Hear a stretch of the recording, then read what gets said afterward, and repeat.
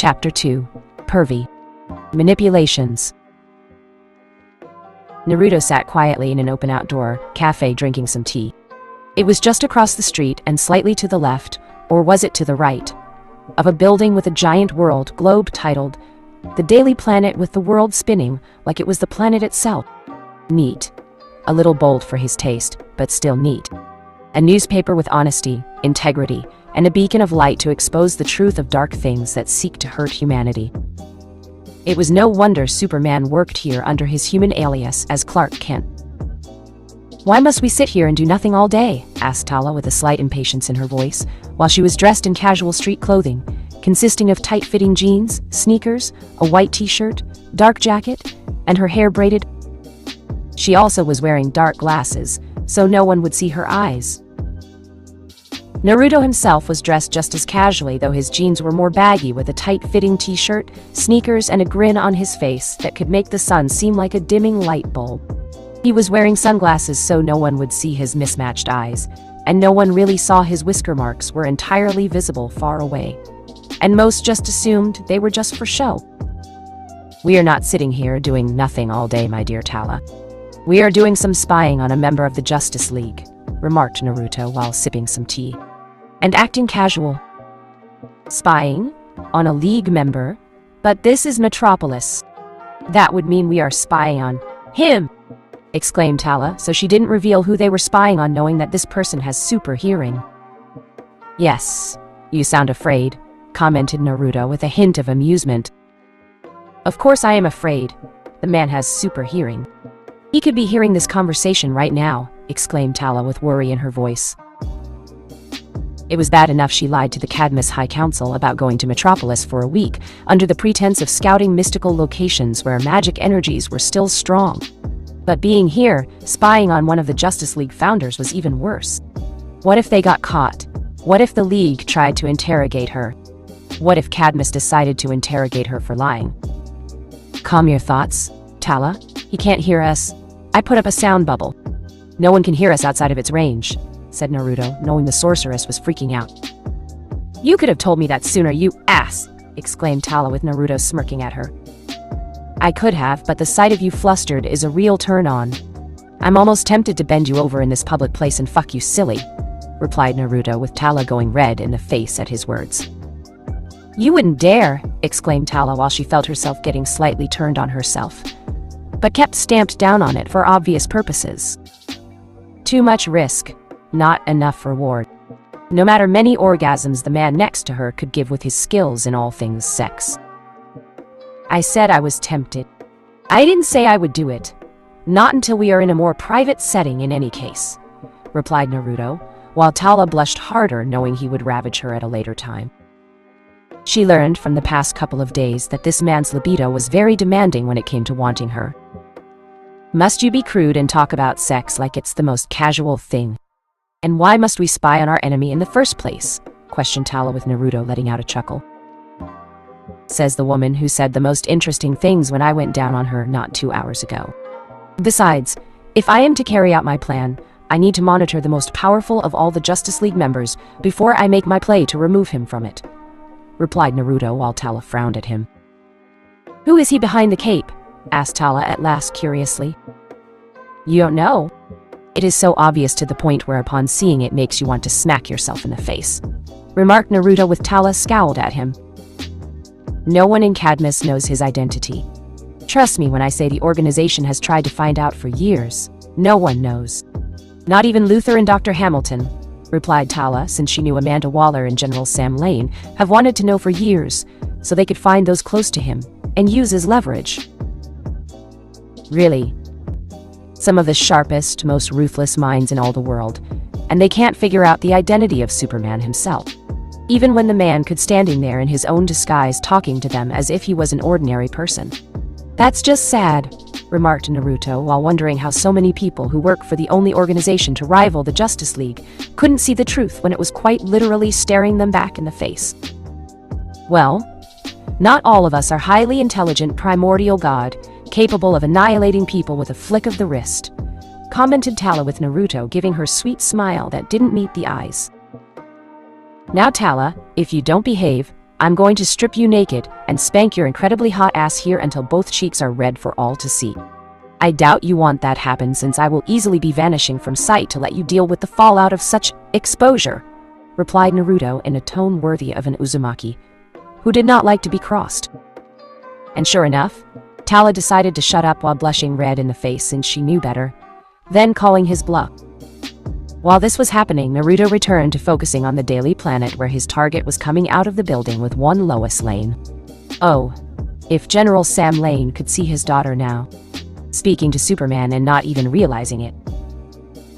"Come on, Smallville, you need to go out more. I know you like spending your time with that special woman in your life, but you don't need to tend to her every second. Where is that so-called male pride I have seen in just about every other man in my life?" questioned Lois while they headed for her car to handle a story given to them by Perry White. "You haven't met her, Lois. The woman I am seeing is indeed special.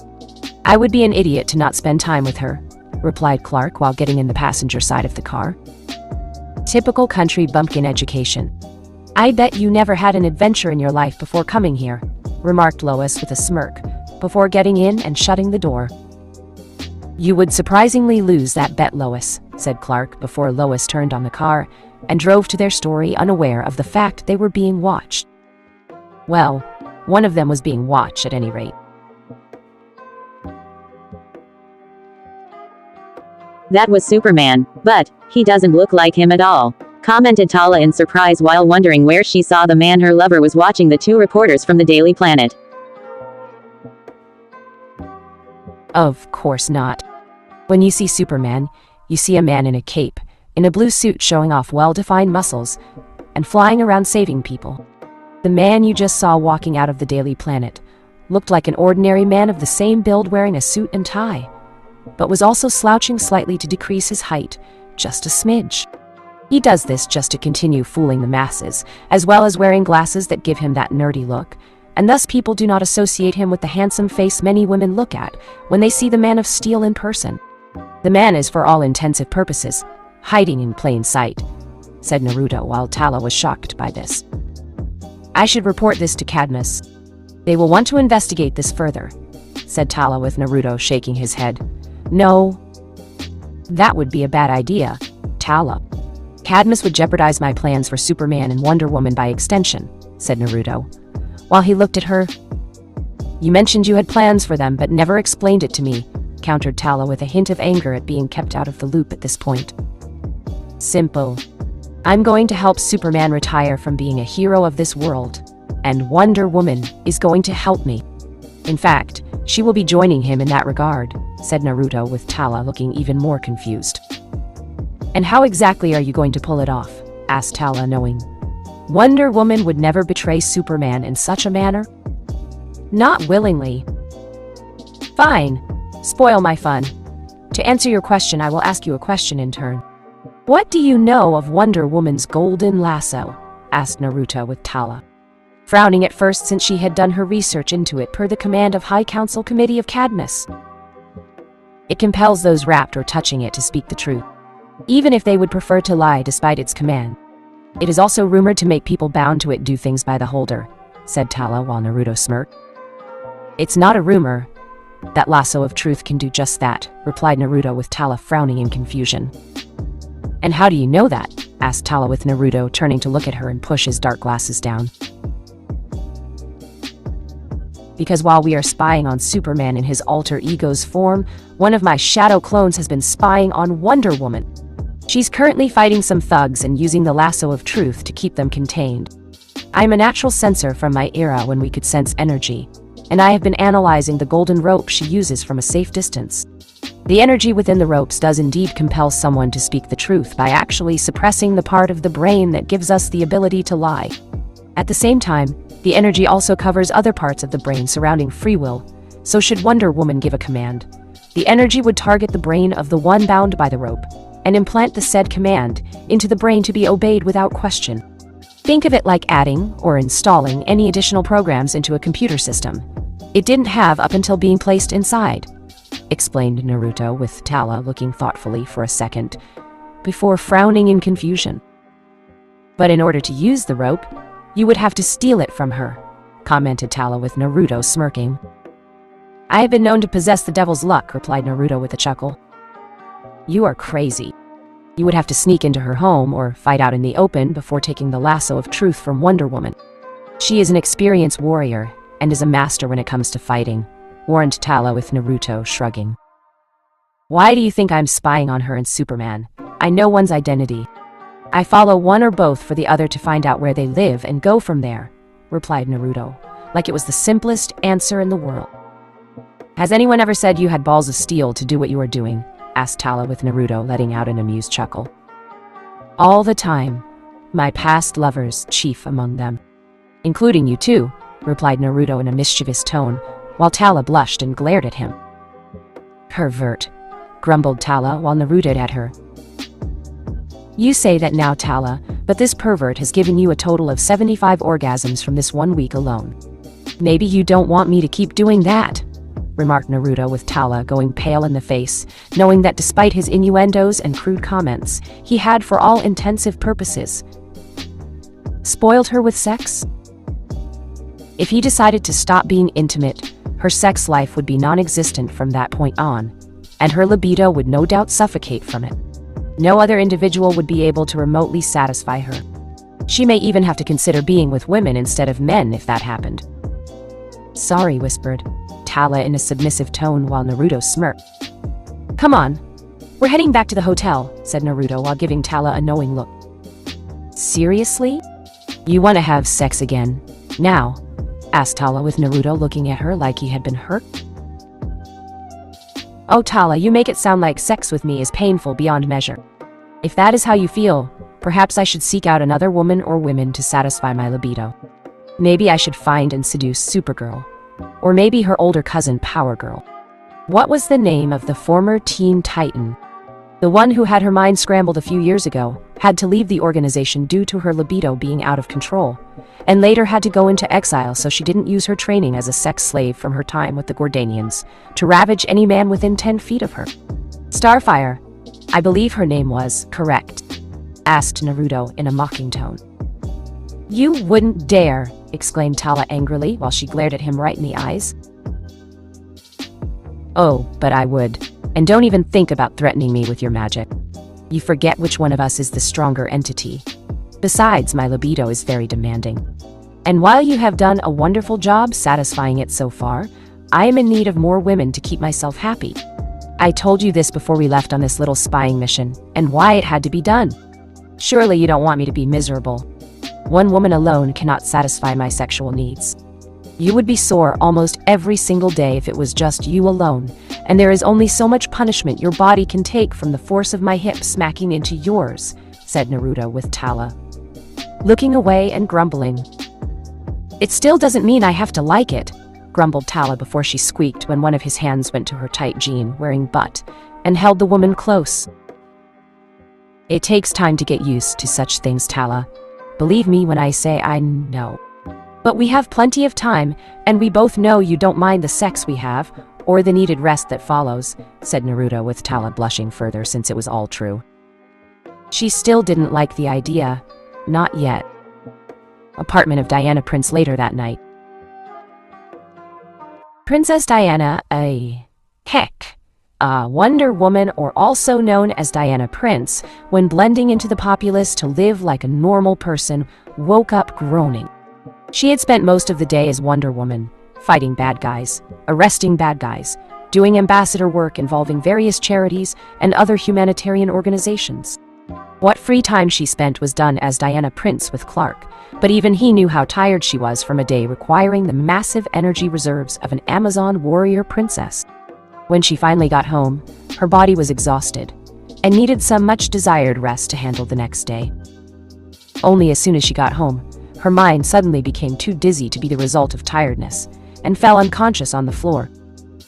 What happened? Questioned Diana to herself, and looked around to find she had been tied up with her own lasso of truth, and was in her Wonder Woman outfit that had been underneath her usual clothing. Oh good, you are awake. You were knocked out for a good 3 hours. I was beginning to think the amount of knockout gas used was too much, said Naruto while he was in a chair across from Diana with Tala behind Diana, So the Amazon didn't see the sorceress. How? How did you know I live here? Asked Diana with confusion over anger. Being angry didn't help in this situation. Wasn't hard. I have been watching you almost all day. Ever since those bank robbers came along, and you crushed their escape route along with the getaway car. Who knew Diana Prince was really Wonder Woman underneath such clothing that does little hide your physical beauty despite her best efforts, said Naruto with a grin. And Diana's eyes narrowed at him. Did you undress me? Demanded Diana, since it was the only explanation, and wondered what else he did to her while she was out. Tempting, but no. My female assistant did it. She has magical powers, so her removing the clothing only took a second. And as for your bindings, I had to make sure you could not break out while telling me the truth should I need to ask you a question, said Naruto, with Diana trying to look back, and only saw a glimpse of someone behind her that was female. But the identity of the female was unknown. Which was what Tala wanted.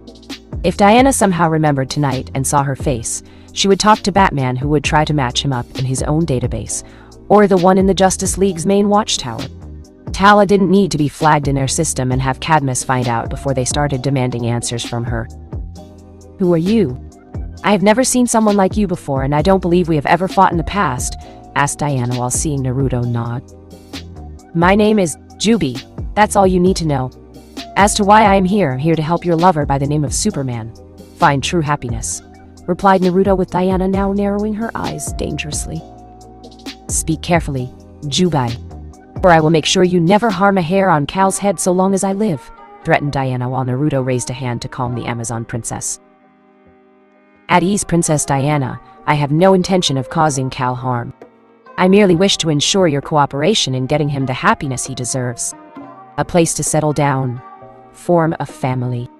Not have to worry about government officials of the planet conspiring to find ways to kill or control him using immoral and unethical means while claiming it is for the greater good, remarked Naruto while Diana's eyes narrowed further. Cadmus, whispered Diana while Naruto nodding. Got it in one. You know, and I know, so long as Cadmus exists, your relationship with Superman will never reach its full potential. You will try and try some more to keep it all together. But sooner or later, Cadmus will strike when they are certain of their plans being foolproof. They will either kill Cal or find a means to imprison him to study, poke, prod, and ultimately dissect like some lab experiment. All done and designed to make controllable living weapons they will call expendable assets for their personal little schemes. All of which I believe is wrong. Superman has done much for this world, and most of the people don't even love him for it. And for what? Because some ambitious extreme in terms of hate, dark god from another world, brainwashed him for a short time to be the opposite of himself, and basically revealed the majority of humanity's true, ever-shameful colors. Rather than forgive him for something that wasn't his fault, the people question his existence being here. Some want him dead or imprisoned. Others want him controlled. To be used for their own ambitions, it's not fair. Granted, life is never fair, but for someone like him and what his heart desires. I think the world and the universe itself should shift the scales so it is fair this one time, said Naruto seriously, while Diana nodded, since she believed what happened to her lover was unfair, and he deserved better. I agree. But how does this have to do with myself and Cal? Asked Diana while cursing the lasso of truth, calling Clark by his Kryptonian name. Simple. I intend for you and Cal to relocate away from Earth to a planet I know would be perfect for you two lovebirds, answered Naruto, with Diana's eyes widening before they narrowed. The Justice League will know something is wrong if you do that if I don't report in when expected for our ship. Some of the best investigative minds in the world work for us, and will know instantly if something is wrong. They will discover your plans and stop you from weakening us even further, said Diana while Naruto smirked. Not if you and Superman go willingly. And it's not like you will be going alone, or even to a planet the League doesn't know about. No. What I have in mind benefits everyone I want it to benefit, countered Naruto, with Diana glaring at him. And what do you gain from Cal and myself being away from the planet? Questioned Diana, while hoping to gain some insight to this strange person's plans. Nice try, my dear, but it matter not what I do following this conversation. You won't be remembering it. Now sleep! commanded Naruto while putting his will into the rope to make Diana obey the order. And saw with a smile that she did. "Why did you talk to her? She won't remember this conversation," remarked Tala with Naruto smiling at his lover's confusion. "I know, but I thought I would at the very least have a nice civil conversation with the woman. It might be the only time I do considering what I have planned for them in the near future," explained Naruto while he looked at Tala and saw the deadpanned look she was shooting him. "That, and you wanted to see what she would look like wrapped up with rope bondage sex at its finest," added Tala while Naruto giving her another sweet smile. "I have no idea what you are talking about, my dear. Besides, if anyone here knows more about female rope bondage sex and liking it, well, that would be you," replied Naruto with a mischievous smirk, while Tala sputtering for a second while glowering at him. "Those weren't ropes, they were ethereal chains, sprouted from you, I might add, when you tied me up," exclaimed Tala while Naruto snickered at her choice of words. "Still bondage sex. And you didn't deny liking it, Tala," replied Naruto with Tala blushing and sputtering again. "Jay, just do what you came here to do," exclaimed Tala angrily at having her words used against her, before moving to the other room in a huff. "Gladly. Now, Diana, I need you to listen to me very carefully. First, the conversation you just had with Juby did not exist. You will forget it ever existed. Second, I need you to do something in a few days regarding your lover Superman. You love him. You want him. Need him. Desire him. The very idea of being intimate with Superman, or Kal-El if you will, makes your loins froth. You want to see the Man of Steel happy beyond measure, and one day want to be the mother of his children," said Naruto in a soothing tone, and saw Diana's eyes open slightly, with a glazed look that told him she was under the power of the lasso of truth. With a nod of her head in understanding, Naruto grinned further, and proceeded to tell Diana what he wanted the Amazon princess to do in the days to come. Diana's apartment several days later. The sound of flesh smacking against flesh was echoing through Diana's bedroom, while she and Clark had hot, passionate sex. Her cries of pleasure echoing louder over the active passion between them. First, it had been dinner in her kitchen, which had a romantic feel all on itself. The love Diana had for Clark showed in her eyes while they ate and talked about things, though Diana seemed to be more focused on him the whole time. One didn't need X-ray vision, the lasso of truth, or the ability to read minds to know what Diana wanted following their romantic dinner, for two. As such, the moment they were done eating, Diana grabbed Clark's arm and dragged the slightly shocked man into the bedroom. After throwing him on the bed, the two proceeded with making out before it spiraled into the passionate, hot sexual intimacy it had become now. Many assumed Clark, or Superman as he was called, when among the other heroes of the Justice League, was a gentleman and or Boy Scout at heart when it came being with the opposite sex. Always polite, always nice.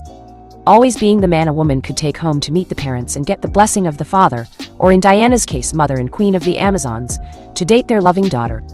All without the need of said parent to scare the crap out of the daughter's boyfriend with threats of bodily injury in a possible event she should come to any harm. Of course, they couldn't be more further from the truth in their perceptions of Clark when he was with Diana. She brought out the proverbial beast in him. Her passion, her fire, her very existence when together helped break the chains of restraint he wrapped himself in to keep his body under control. But with Diana, the Man of Steel had no need for restraint on his end, and the Amazon princess had made it abundantly clear she wanted him to go all out every single time when they coupled. This was no different. Well, it was slightly different. Clark didn't know how it was different, but this night was special kind of way. Diana was more passionate than usual. Not that he minded, but she was demanding more with each passing second they were intertwined. Again, he didn't mind the idea since being with Diana was like heaven to him, and would do all that was within his power to please her. But if he didn't know any better, which he didn't since all the blood in his brain had gone far south between his legs for quite a while, Clark would have assumed she was trying to sap him of all his strength in this single night. He had already come 5 times, and Diana still wanted more. The woman was almost insatiable tonight. Almost. By the time Diana was properly tired, yet happily satisfied, an additional 3 hours had gone by, and Clark could say he too was feeling a bit exhausted himself. A kind, gentle, and friendly Amazon princess Diana may be to others, but she was practically a demon in the bedroom. He was just glad Diana was finally tired out from all their non-stop love-making they had done. While Clark had known his own reserves of energy were near limitless thanks to the yellow sun orbiting the Earth, he didn't know how long it would last with someone like Diana, especially given the fact she was clearly trying to drain him dry of more than just his energy tonight. I don't know what I did to deserve this woman, but I'm not letting her go for anything, thought Clark while he fell asleep in the bed with Diana, lying on top of him also equally asleep. Or so Diana wanted Clark to believe. In truth, she was extremely tired. More than ever in the time she spent in bed with Cal. The sudden desire to claim him in her bed and try her best to tire the man of steel out was something she felt compelled to do. Something she was ordered to do since Diana needed him to be drained of his energy for this next part. Her mind was now glazed over as the command put there by her visitor a few nights ago arose from within, and silently she reached for the lasso of truth hidden underneath the bed. Without disturbing Cal of his sleep, Diana slowly, almost painfully, was able to wrap the lasso of truth over his body. She knew so long as she held it, her verbal commands to him would easily be obeyed, and followed long after the command was given, if the order was to exist following the rope's removal from his body. Cal, I need you to open your eyes. I need you to look at me. I need you to do something that will make all your dreams and mine come true, whispered Diana into his ear, and made the man of steel awaken, in a glazed state ready to receive her commands. What, Diana? Asked Clark in a tired yet ready to obey voice. Smiling gently at her lover, Diana whispered sweet, loving words to him, and proceeded to give him the commands she had unknowingly been ordered to give to him by Naruto. After giving said commands to Superman, she watched Clark nod slightly and drift back to sleep per her instructions, while ordering him to forget she ordered him to do this. That as far as he was concerned, this was what he wanted, and would have it soon despite what the rest of the Justice League thought about it. The Watchtower Justice League conference room 1 week later. You want to what? Demanded Batman while Superman and Wonder Woman looked unfazed by his glare. I want to go to Almerac and see Queen Maxima. I think the time is right to see her, and if we can gain a very powerful ally. Almerac in the future, if asked, could be vital for aid in case of alien invasions. Is that a problem, Bruce? Said Superman casually, while Batman narrowed his eyes at him. As I recall, Queen Maxima wanted you for a mate. No doubt, she still does want you as one. If Diana comes along and the two meet, it could get messy, said Batman while Clark frowned, and so did Diana. I can take care of myself, Bruce. Besides, Maxima is a warrior at heart. I will show her I am one too. One worthy of being Cal's mate regardless of what she thinks, replied Diana in her own defense with a hint of anger in her voice. Okay, I can see that. If only slightly. But what about having Big Barda come with you? Why not Green Lantern? Why not someone else who knows about space politics? Asked Batman while he saw Clark looking confused. John is a Green Lantern despite being from Earth, and would be seen as such by Maxima, if not her advisors. I don't want him to be seen like he's poking his nose where it doesn't belong. Besides, Maxima only respects people with absolute strength and power. Big Barda, Diana, and myself have that with plenty to spare. John doesn't, and I highly doubt Shiera wants John to go since the women on Almerac can be a bit aggressive with men, if they aren't tied down with a woman already. While those two are not openly a couple for all to see, we both know Shiera will lash out violently at any woman even remotely interested in John, said Clark while Batman nodding since he did have a point. Not to mention almost all of our space-traveling friends in the League are elsewhere at the moment. Big Barda has been all over the galaxy from point or another. Plus, she just confided in me about how she recently decided to go through a separation from her own husband scot-free. They have been having fights recently over the tiniest of things, and feels a chance in space to clear her head over what has happened. We'll do the trick, said Diana with Batman scowling since he heard rumors of scot-free, and Big Barda having arguments in their shared quarters on board the Watchtower. Then why not send Scott free? Big Barda could easily clear her head here while Scott is away with you, countered Batman while sensing something was off here, but couldn't put his finger on it. I'm sorry, Bruce. But with the way Scott was arguing with her the past couple of days, I felt Barda was entitled to this offer. More than him. She really needs this mission. If Scott were to come instead, I don't think I could hold my temper long enough, and might give him a concussion," replied Diana with Clark nodding. "I have super hearing, Bruce. Normal people can't hear what goes on behind those walls, but I do. If I wasn't the lovable Boy Scout of the group, I would have smashed Scott's face in by now," added Clark, knowing that would get the message to Bruce loud and clear. If Scott Free did come on this mission to Almerac, there was a good chance he wouldn't be coming back alive, or at all for that matter. "Fine, she can come with you two, but only her, and this is a one-time thing. I don't need this getting out and being considered a mercy mission to help someone else with their personal emotional problems. That is what the League psychologist is for and gets paid to handle," said Batman with Clark and Diana nodding in agreement. That was, after all, unknown to even them, the main goal and what they wanted to happen. Unknown location at the moment. Naruto was looking over the paper files. Tala had been able to acquire for him discreetly using her high-level access within Cadmus's ranks. If anyone questioned her, she could easily say it was for research and other mysticism-based study. Considering the files she had taken, no one would question her about it once they saw what she was accessing in the first place. Naruto had rewarded her with a shadow clone, currently sticking it to her in their bed for the last 2 hours, and knew deep down she loved it. As for what she brought him, all of the files currently on his desk pertain to various supervillains known throughout the United States, and the world that Cadmus kept a close eye on. Whether they were deemed a threat to the world or possible resource to employ for one of their suicide squads was all in these files. Some were worse than others. Some were only criminals because they had no choice, or it was forced upon them because it was the only way they could gather funding for their projects. As Naruto looked over the file of one Victor Fries, he saw how the man had wished to save his wife, Nora Fries, from a fatal disease deemed incurable at the time. So in order to save his wife, he had her put in a state of frozen hibernation. The first and ultimately last one ever done. The file had all the facts and trimmings regarding the details of how the once good scientist had nearly died in the incident at Gothcorp by the CEO named Ferris Boyle, but somehow endured to the point of living in such temperatures, and thus resulted in the man being what he was now.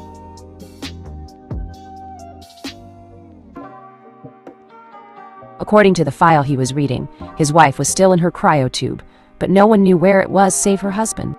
But he had been trying to steal money to gather the means to research a way to cure Nora over reversing the process done to himself. A noble thing to be sure, but Naruto saw notes Cadmus had from the DNA samples they managed to take of the man when he was first imprisoned. From what he could make out from the medical terms used, the diagnosis was not good. Eventually, like the snow melting in warm climate, Victor Fries' own DNA was doing the same thing regardless if he was surrounded by below-zero temperatures.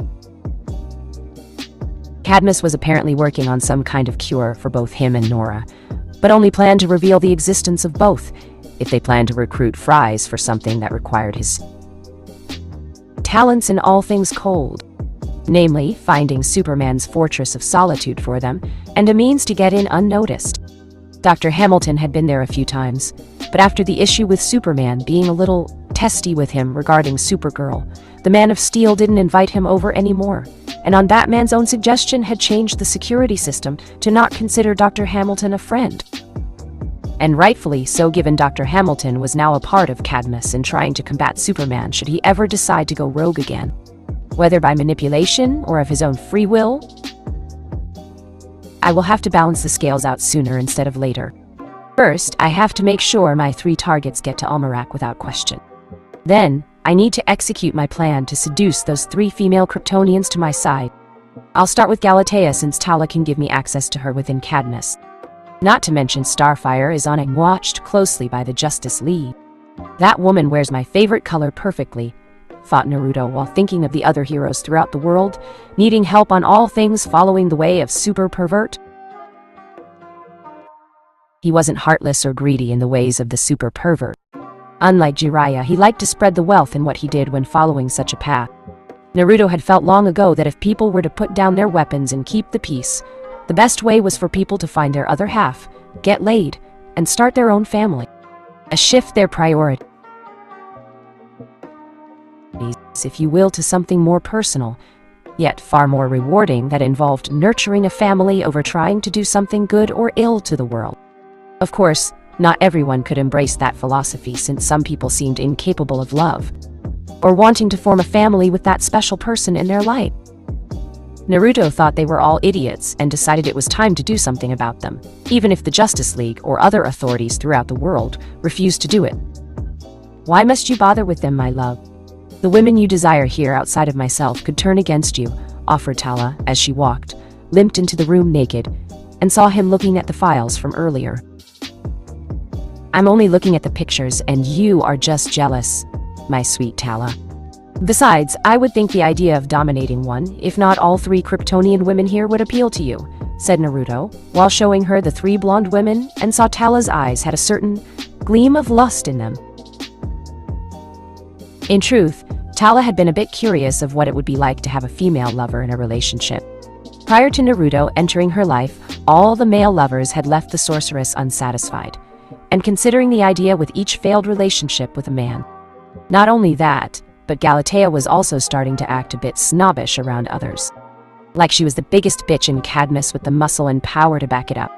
Of course, Cadmus had means of disabling or controlling the clone of Supergirl using artificial red sunlight, their large stash of green kryptonite, and of course magical items or people on hand to use it. It would be interesting to see what such intimacy with a woman is like, given my past failures before this one with Naruto.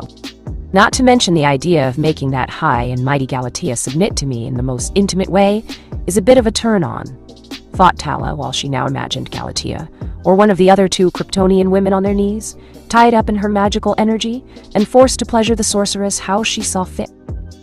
Besides, not every woman here is going to be part of our little group, Tala.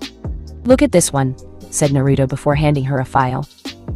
Raven from the Teen Titans? Asked Tala with Naruto nodding. According to file, she is in a relationship with that green changeling named Beast Boy, who is also with the Titans. Or rather, she was in a relationship with him until recently, just a few months ago. Apparently, the green idiot's first girlfriend, Terra, who had the power to move the ground beneath her, awoke from the tomb she was in after being turned to stone there. He immediately dumped the half-demon sorceress for the blonde-haired girl, who, from what this file now indicates here, can no longer use her geomancer powers. Raven took the breakup pretty hard. Not surprising, since he ended it pretty hard too, without a care to what she felt at the time, answered Naruto while he saw the young woman's closely guarded self-worth nearly be destroyed by the callous way. Beast Boy had just told her it was over, and he was seeing Terra now. The audio recording he heard earlier had been painful to hear. Not to mention the report the Cadmus agent who got the recording wrote down indicated it was only through sheer determination and support from the other Titans that she didn't unleash all her power on the world. What had really gotten Naruto's attention, though, was how Robin, who recently changed his name to Nightwing, had done the most for Raven following this event. All the reports about dark-haired warrior, who was a former student of Batman, said the skilled young man was depressed at first over the loss of Starfire after she was forced to leave the Titans. Both had been in a relationship of sorts a while back, but it never really went to the next physical level due to Starfire's own physical strength being beyond that of a normal human. Naruto knew the end result would most likely be Nightwing's pelvis being crushed sooner or later if they did get that intimate. So Naruto decided to scheme in getting two broken-hearted birds together to form their own little nest. "What do you intend to do with the changeling?" asked Tala with Naruto smirking evilly at her. "Simple. I'm going to make him regret breaking up with Raven for Terra, and remove him from the Teen Titans soon after in the process," answered Naruto while Tala shivered in fear when seeing that look on his face. "Do I even want to know?" asked Tala with Naruto's grin increasing. "It is better that you don't," answered Naruto before he moved Tala onto his lap despite her surprise and slight protest. Wait. I'm still sore from earlier," remarked Tala before she felt said soreness leave from the green chakra Naruto was sending through her body via his hand on her butt. "What's soreness?" asked Naruto with that ever mischievous look on his face, and saw her blushing now, knowing her excuse was moot.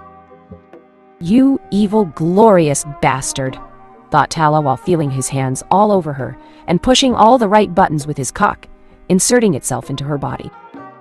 The rest of the files were going to have to wait a little while longer for Naruto read. Author note. Chapter 3, Blood Trail. Gotham City Arkham Asylum. He walked silently through the halls of this prison, a place designed to hold Gotham's most evil and devious of criminals. All sent here because the system wouldn't allow for them to die for their crimes in killing hundreds of people in the city almost every other day of the week. The criminal justice system called for them to be rehabilitated. Give them another chance, it said. Give them a means to reintegrate with society, it said.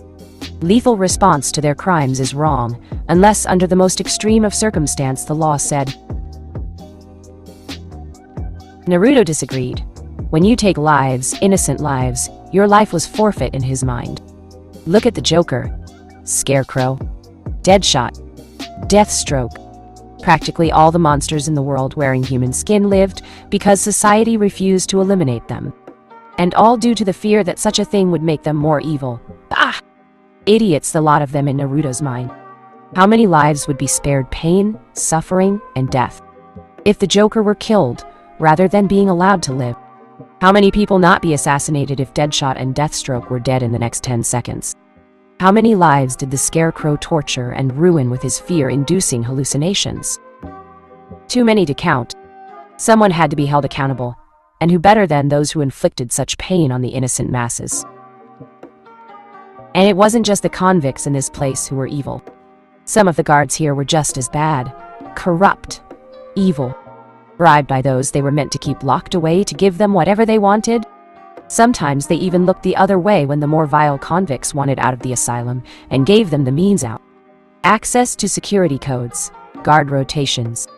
The guard even secretly accessed prisoner files to alter reports for the parole hearings so they could be let out when the meetings were held to discuss it. And it wasn't just the inmates who bribed them either.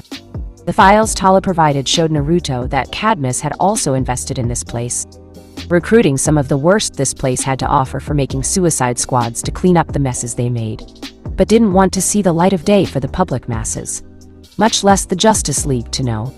The guards provided intel to Cadmus when asked, providing a list of who was in the prison and for how long to give the organization time to recruit the inmates they wanted if needed. In exchange, these psychopaths got a nice head start in escaping the authorities once the mission was over, burrowing deep underground, and plotting future violent acts on the populace. And all the while, the guards at this asylum got a big, fat, secret tax. Free bonus check that was untraceable if anyone tried to find out who sent it. Which was why the guards were among the first to die tonight under his sword, one he had in hand, dripping with blood, and staining the ground where he walked. The reason no alarms were raised was due to the shift of said corrupt guards monitoring the insane in this place were dead. Slaughtered was the more appropriate term. No matter how veteran a police officer or detective walked through these halls in the near future, none of them would have the iron stomach needed to see the carnage Naruto left before him. Only the innocent guards were spared his wrath in this place. They were knocked out or hit with the sleep-induced genjutsu, which caused them to fall over flat on their faces almost at the exact same time. Normally, such an act of the guards being disabled or killed would have sent all of the prisoners into a frenzy. This would normally be a chance for them to escape from prison and cause chaos among the masses of Gotham. However, Naruto's presence was not one of joyfulness, playfulness, or even of a perverted nature his of sweet Tala was beginning to love about him. No, this was an entity of death, of a dark shadow that creep in the night and claims the souls who catch his ire. All the convicts here could sense it in the air, and many of them huddled in their cells, shaking in fear at the feeling of malice walking the halls of Arkham Asylum. Even the lowest of scum among these halls felt his presence and shivered in fear of him. Naruto's first stop among Arkham's worst criminals, the Joker. Normally, the insane man dressed in clown makeup would be grinning over his next big plan to break out and to kill Batman in some violent plan for all to see. And to call it a joke, no less. There was nothing funny about innocent people dying. Naruto didn't think so, and Batman didn't think so. Neither did the people of Gotham or the world at large think so too. The only difference between Naruto and them was the former was here to do something about it. Not just because it was the right thing to do, but because the Joker was somehow mentally influencing one of his future prospects, in need of being freed from such insanity here.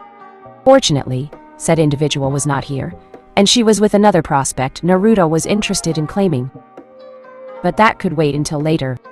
Now was the time to focus on this filth sitting in a cell before him. So this is the infamous Joker. People speak your name like it is something that is to be feared. To hear it is to cower and hide from, as if you would manifest yourself at the mere word being spoken. Like an apparition or demon? What I see is a pasty-faced man wasting his life away to get his jokes and kicks off of hurting others. Pathetic, said Naruto in a demonic voice behind his Kitsune Anbu mask, and was currently wearing his old Anbu uniform from a long time ago. Is this the part where you kill me? We both know you won't regardless of the feeling of dread you're giving off, remarked Joker in a serious tone. You think I won't? Isn't that being a bit arrogant on our part? Asked Naruto with a tilt of his head. You heroes are all the same, all bark and no bite. Oh, you may break a few bones in our bodies here, a concussion there, but nothing the good doctors in this place can't fix. And the lawyers who we have to defend us can just argue cruel and unusual punishment to get us out early, too. And if you do kill us, it makes you the bad guy, not us. We become the martyrs. The ones that the people say deserve to live to prove that as bad as we are, can get a second chance in life. Do you really want to kill more of us and be hunted like a dog by Batman? By the Justice League, said Joker with a slight grin on his face, at the joke he considered behind the twisted way the world worked. You are assuming they can catch me, countered Naruto while Joker was grinning now. You don't know Batsy like I do. He will become obsessed with you like he is me almost all the time. He will hunt you down, use all his resources, all his skills, and everyone he knows to bring you to justice, as he calls it. The man is as obsessive as I am crazy. And we both know that is saying a lot. Joker shot back while Naruto used his power to melt the see-through glass in front of him. And you know me at all, Joker. I'm not like Batman. I'm not like you. I am worse. I kill because I can. I kill because I do what is right. I kill those who deserve to die and do what the people of this world do not have the spine to do, replied Naruto before walking into the cell while Joker scowled further with his grin having left him. I see. You aren't like Batman. No, Batsy won't cross the line of ending a life out of some fear of becoming the very monsters he faces. You will cross it, blur it, and even rewrite it. I don't find that the least bit amusing in the slightest, remarked Joker. Of course you don't find it funny. You aren't facing someone who prefers to act as a club over a sword in terms of being a deterrent to psychos like yourself when they run wild in the city streets. You aren't facing someone who holds back on his enemies and resists the idea of ending the life of people like you. You see this world as one big joke to get your laughs and kick. I see the world in need of a wake-up call to stop tolerating psychos like yourself. Your death is the start of many wake-up calls for this world, countered Naruto, while his sword was now letting out electricity.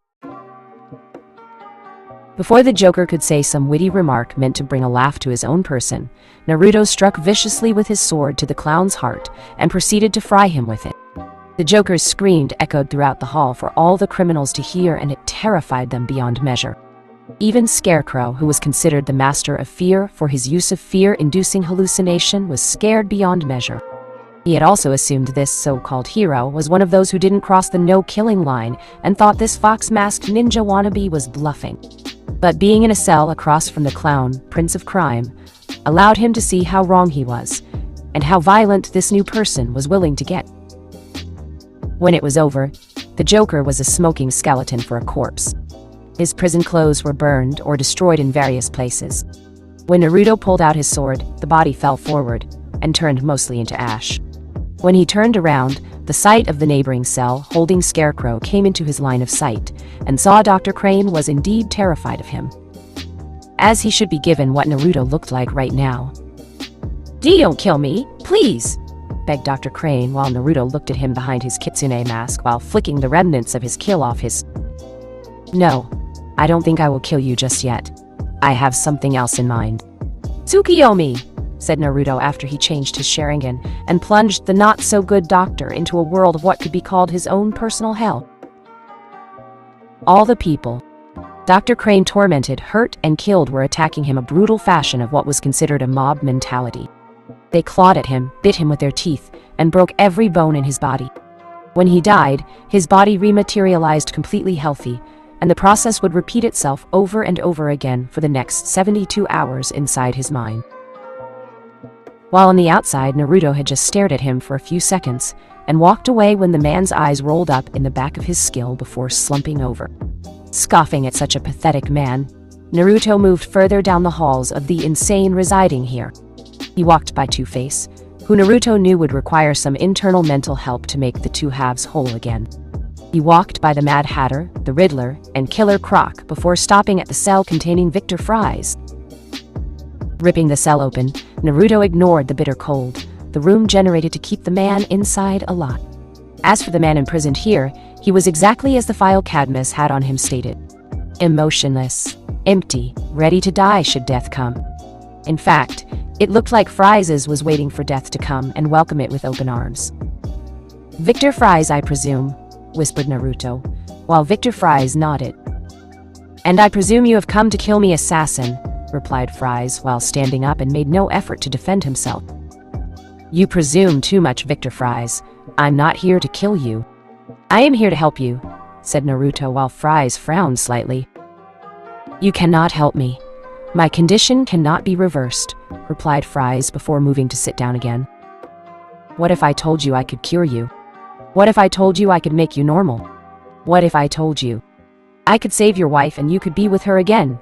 Asked Naruto as he saw Fries' head snap sharply in his direction and glared even harder. Do not test me, assassin. If this is some means to go to responsive violence from me, you are well on your way there, said Fries with Naruto raising his free hand to calm the slightly angered albino. I am not testing you or your temper, my friend. I meant what I said. I can help you more way than you could possibly imagine, replied Naruto while Fries was a bit curious now. And dare he think of it? Hopeful. How? Asked Fries while Naruto sheathed his sword. Through my own means that are beyond you, my friend. But for this to work, I need to know the location of Nora Fries. I know you know where she is, and it is somewhere cold. I will take you to her. I will take you both to a location where I can cure you both. But I need your trust. Do I have it? Said Naruto with Fries staring at him for a long moment before nodding. You do. All I ask is you save my wife from the prison. I was forced to put her in and to save my precious Nora from death once she is removed from it. I do not care about my condition. Only hers, said Fries in a tone filled with passion. Very well. Once I take you to the designated location where your wife has been hiding, I will begin the necessary healing process of saving her first. After that is done, I will work on you. Agreed, said Naruto with Fries nodding. I am ready. Though I am curious how you will get me out of here, knowing the outside temperatures of this cell will kill me within a matter of minutes, remarked Fries with Naruto putting out a storage scroll. I wield many different powers, my friend, some that bend space and time. I can in fact seal you away within this storage scroll of mine. Once done, I head to your wife's hidden location before unsealing you from it, said Naruto with Fries raising what would be a non-existent eyebrow. While I do not fully understand what it is you are about to do, I know there is more to what I see, or hear with my own senses. Do what you must so we can escape from here, said Fries before he told Naruto the location of his wife, which was located in the Arctic and was a place of seclusion not unlike Superman's Fortress of Solitude. With that in mind, Naruto quickly sealed Fries, as well as a good chunk of snow and ice into the scroll with him or good measure. He just hoped the poor man was not afraid to be staring into darkness where you could not move an inch. While time in the storage scroll was for all purposes irrelevant, Naruto wasn't so cruel as to let the man suffer there for too long. Making a shadow clone, he gave it the scroll and told him to go to the location where Nora Fries was sleeping within her cryotube. The shadow clone nodded once before it used Kamui to head to the given location. As for the original, he had one more stop to make before leaving this hellhole meant to cure people, but was in truth only making things worse. The office of Dr. Hugo Strange. The man had been work late at night again, dabbling in his experiments into the deep, dark corners of a person's mind, to see what made them tick, to see if he could mold them to his liking, to see if he alter a person to the point where they could become the very opposite of their true self. The man wanted to play God and loved doing it on his patients. Naruto was not amused. "What are you doing here? Get out before I call security," demanded Dr. Hugo Strange, while Naruto walked into the room as if he didn't hear it. "And what security is that? You mean the security guards on your payroll? On the payroll of Cadmus. Don't bother using the silent alarm under your desk. They are all dead. Every single one. I know they pulled a lot of strings to get you back in here, Hugo. To study the criminal mind. Find out what makes it tick, function, breathe, or just plain lie.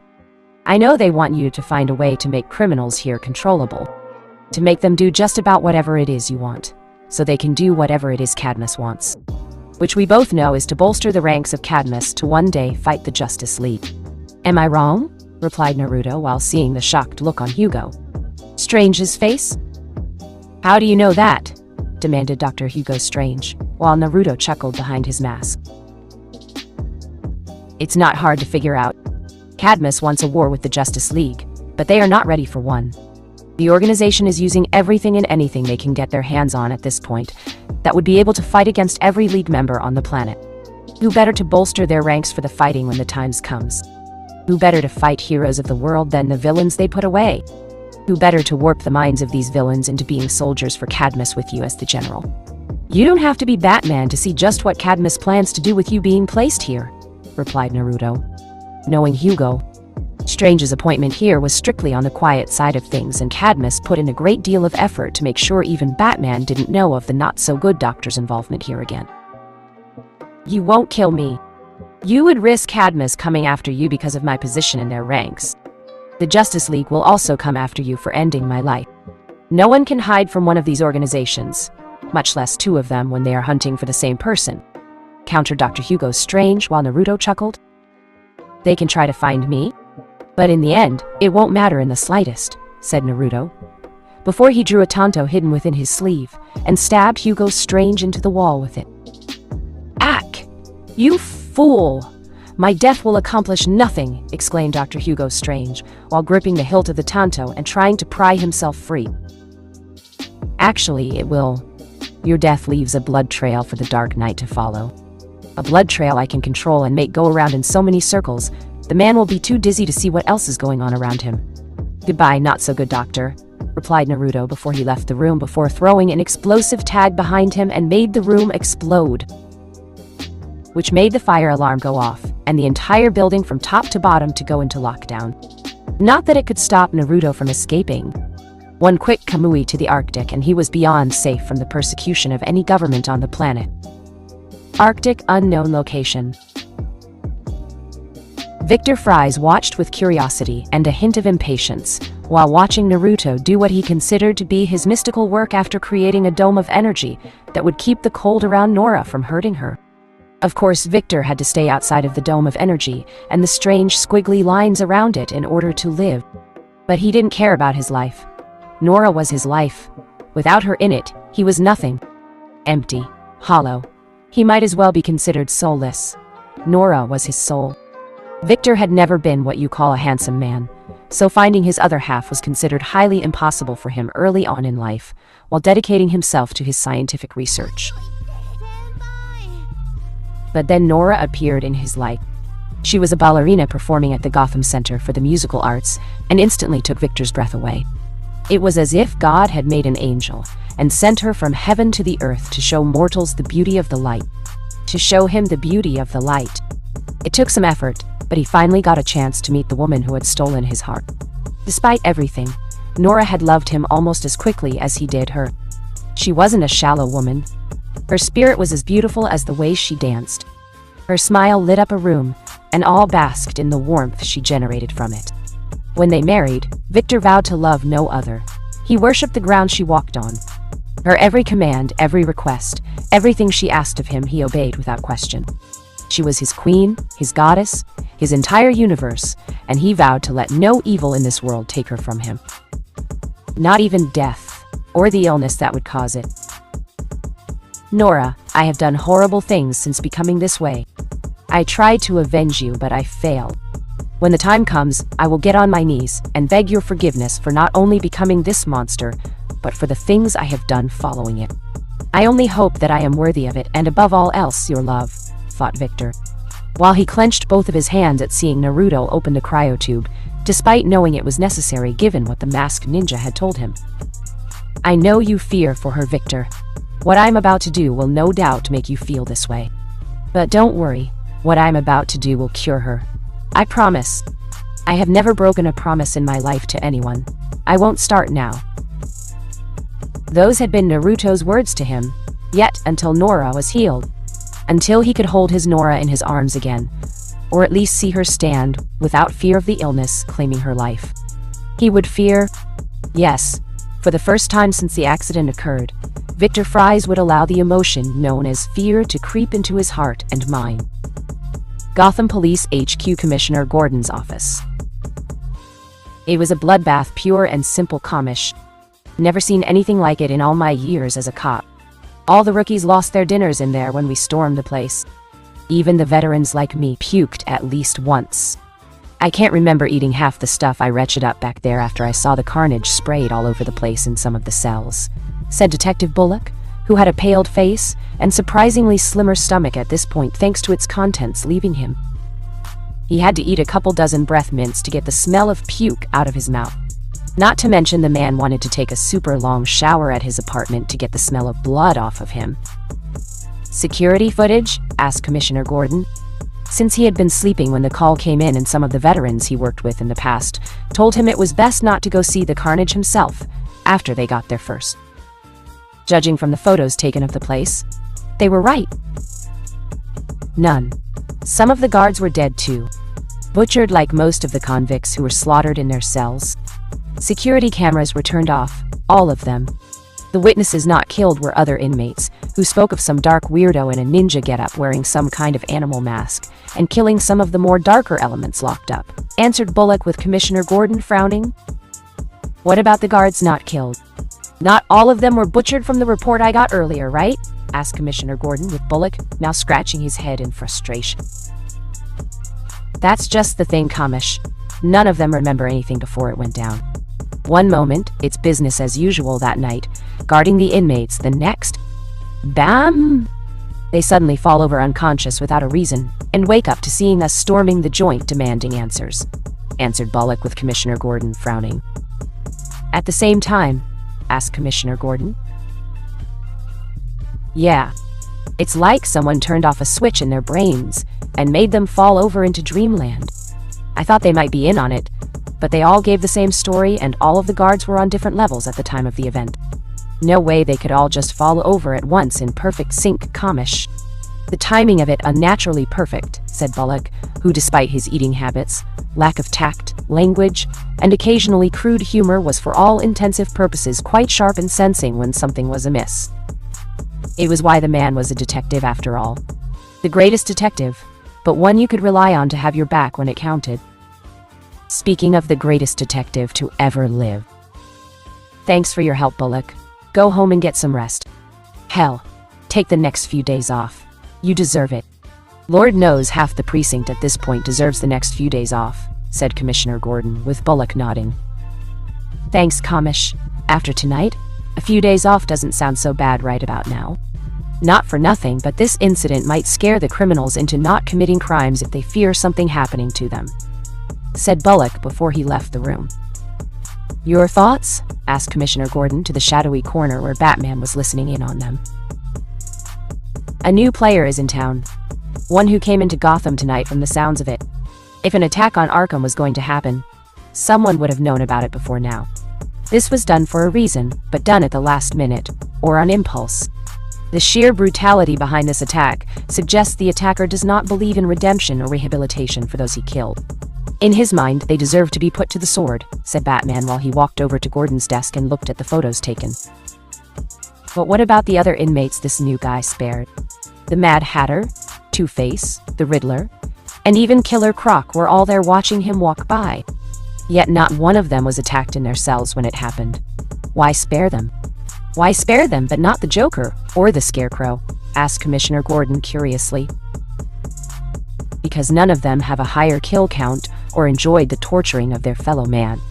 One of the few things Joker and Scarecrow have in common is their love of hurting others in their own unique way. Crane used fear-inducing gas to make people suffer their greatest fears to the point of dying from it. The Joker uses laughing gas and other jokes forged from his sick mind to make people die horrible deaths while smiling in the end, said Batman, with Commissioner Gordon nodding since he saw what the Dark Knight was getting at. That still doesn't explain the loss of Mr. Fries. His cell is empty, yet we haven't found his body. No blood, no corpse. No sign of him being killed or even a struggle within his own cell. We know he couldn't have orchestrated this because no one has communicated with the man since being in it. The man kept to himself. For all intensive purposes, he is the one inmate who has been a model prisoner, countered Commissioner Gordon, while Batman frowned at the mention of Mr. Fries. I'm unsure about how he escaped, or how this supposed ninja assassin got him out alive, if he got him alive at all. If Fries is alive, I will find him and get my answers. Once I have more pieces of the puzzle, the picture behind it will become clearer, said Batman, while Commissioner Gordon sighed and rubbed his eyes. I just hope this masked ninja or Mr. Fries aren't working together.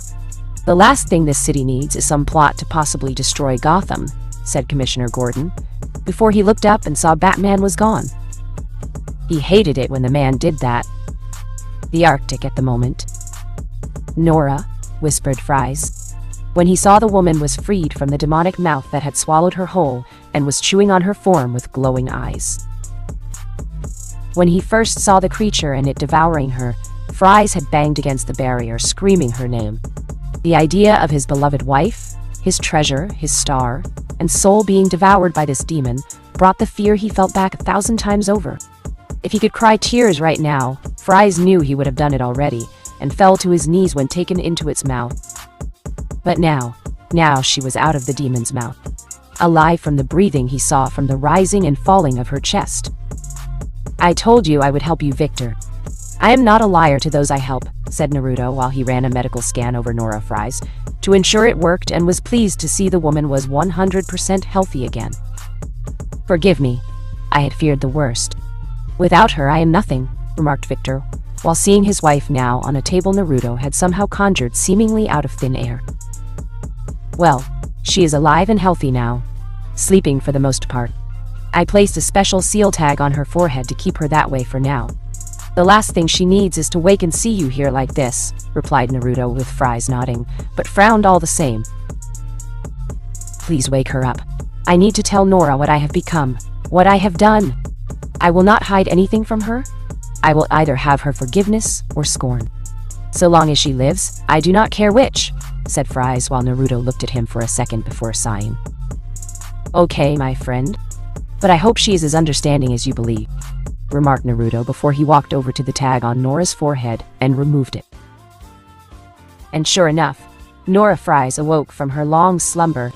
Frowning, she looked around to see a masked man before seeing his nudge his head to the right. Turning further to look at where he nudged his head, Nora gasped at seeing a man who could only be her loving husband standing outside of a barrier in clothing of a prisoner, and in temperatures well below zero. Victor?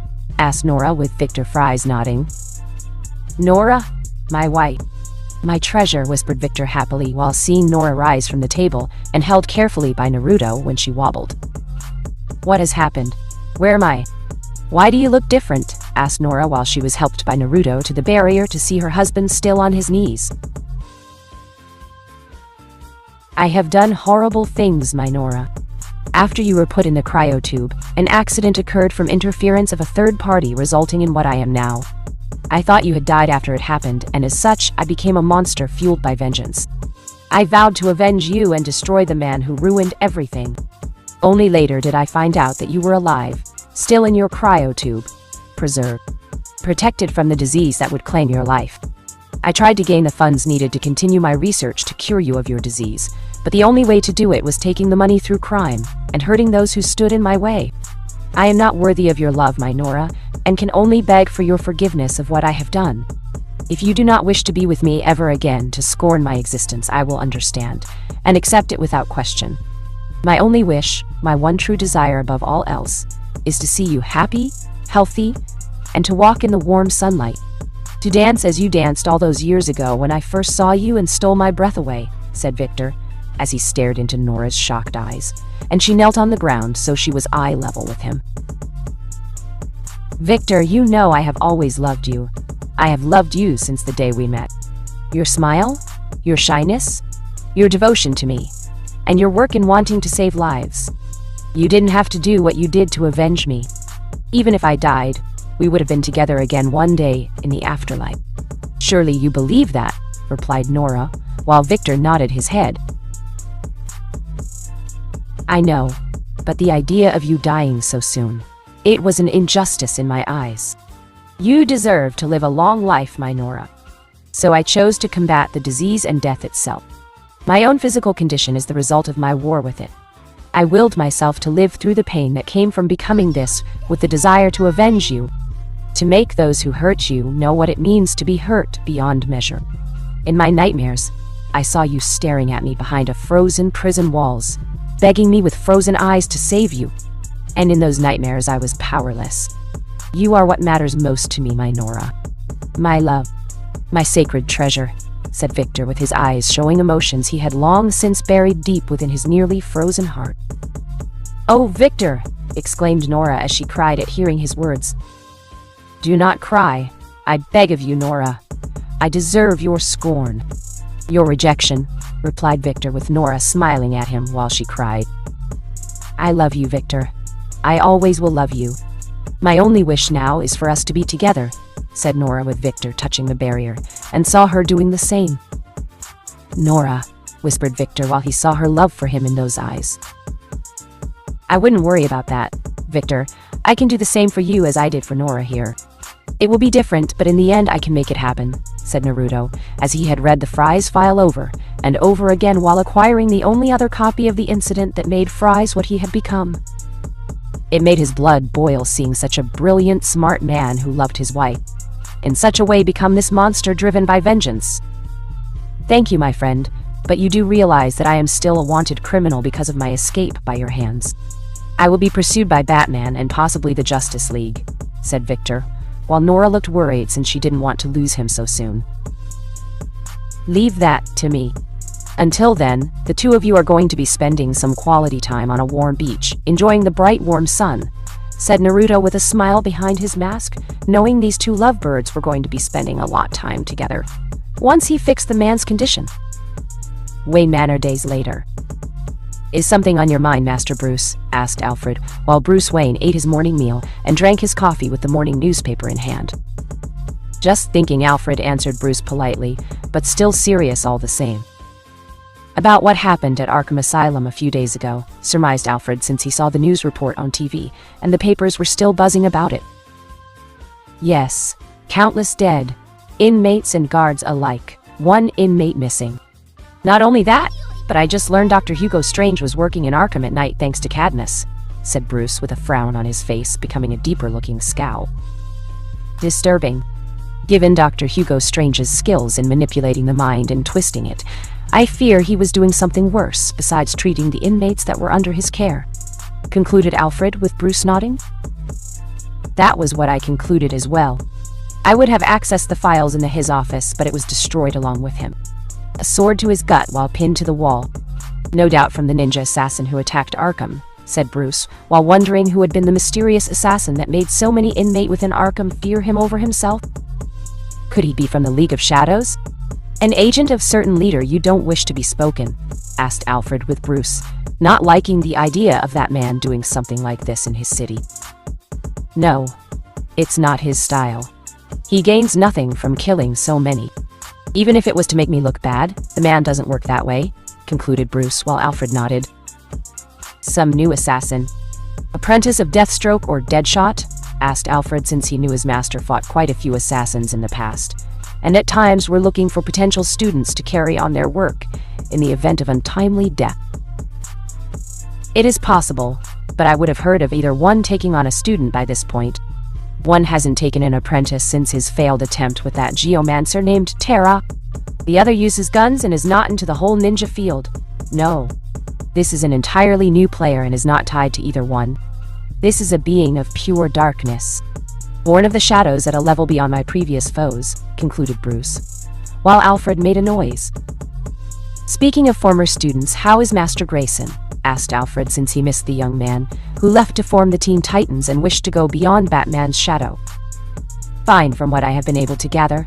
We aren't on speaking terms, Alfred. We have not been talking for a long time since that night.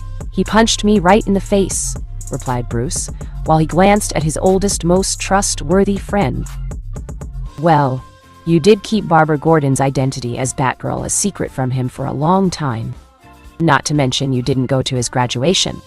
Is it any real surprise he took such acts personally?" questioned Alfred, with Bruce making a noise now. "I was busy, Alfred, and it wasn't my place to tell him. Barbara could have done it too," said Bruce, while Alfred sighed. "Master Bruce, with all due respect, you are a master of many things in this world.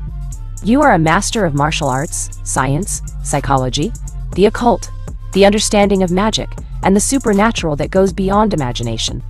But the one thing you have yet to master, and still a novice at being an a family man," said Alfred before he walked away to handle the now empty plate in front of his master.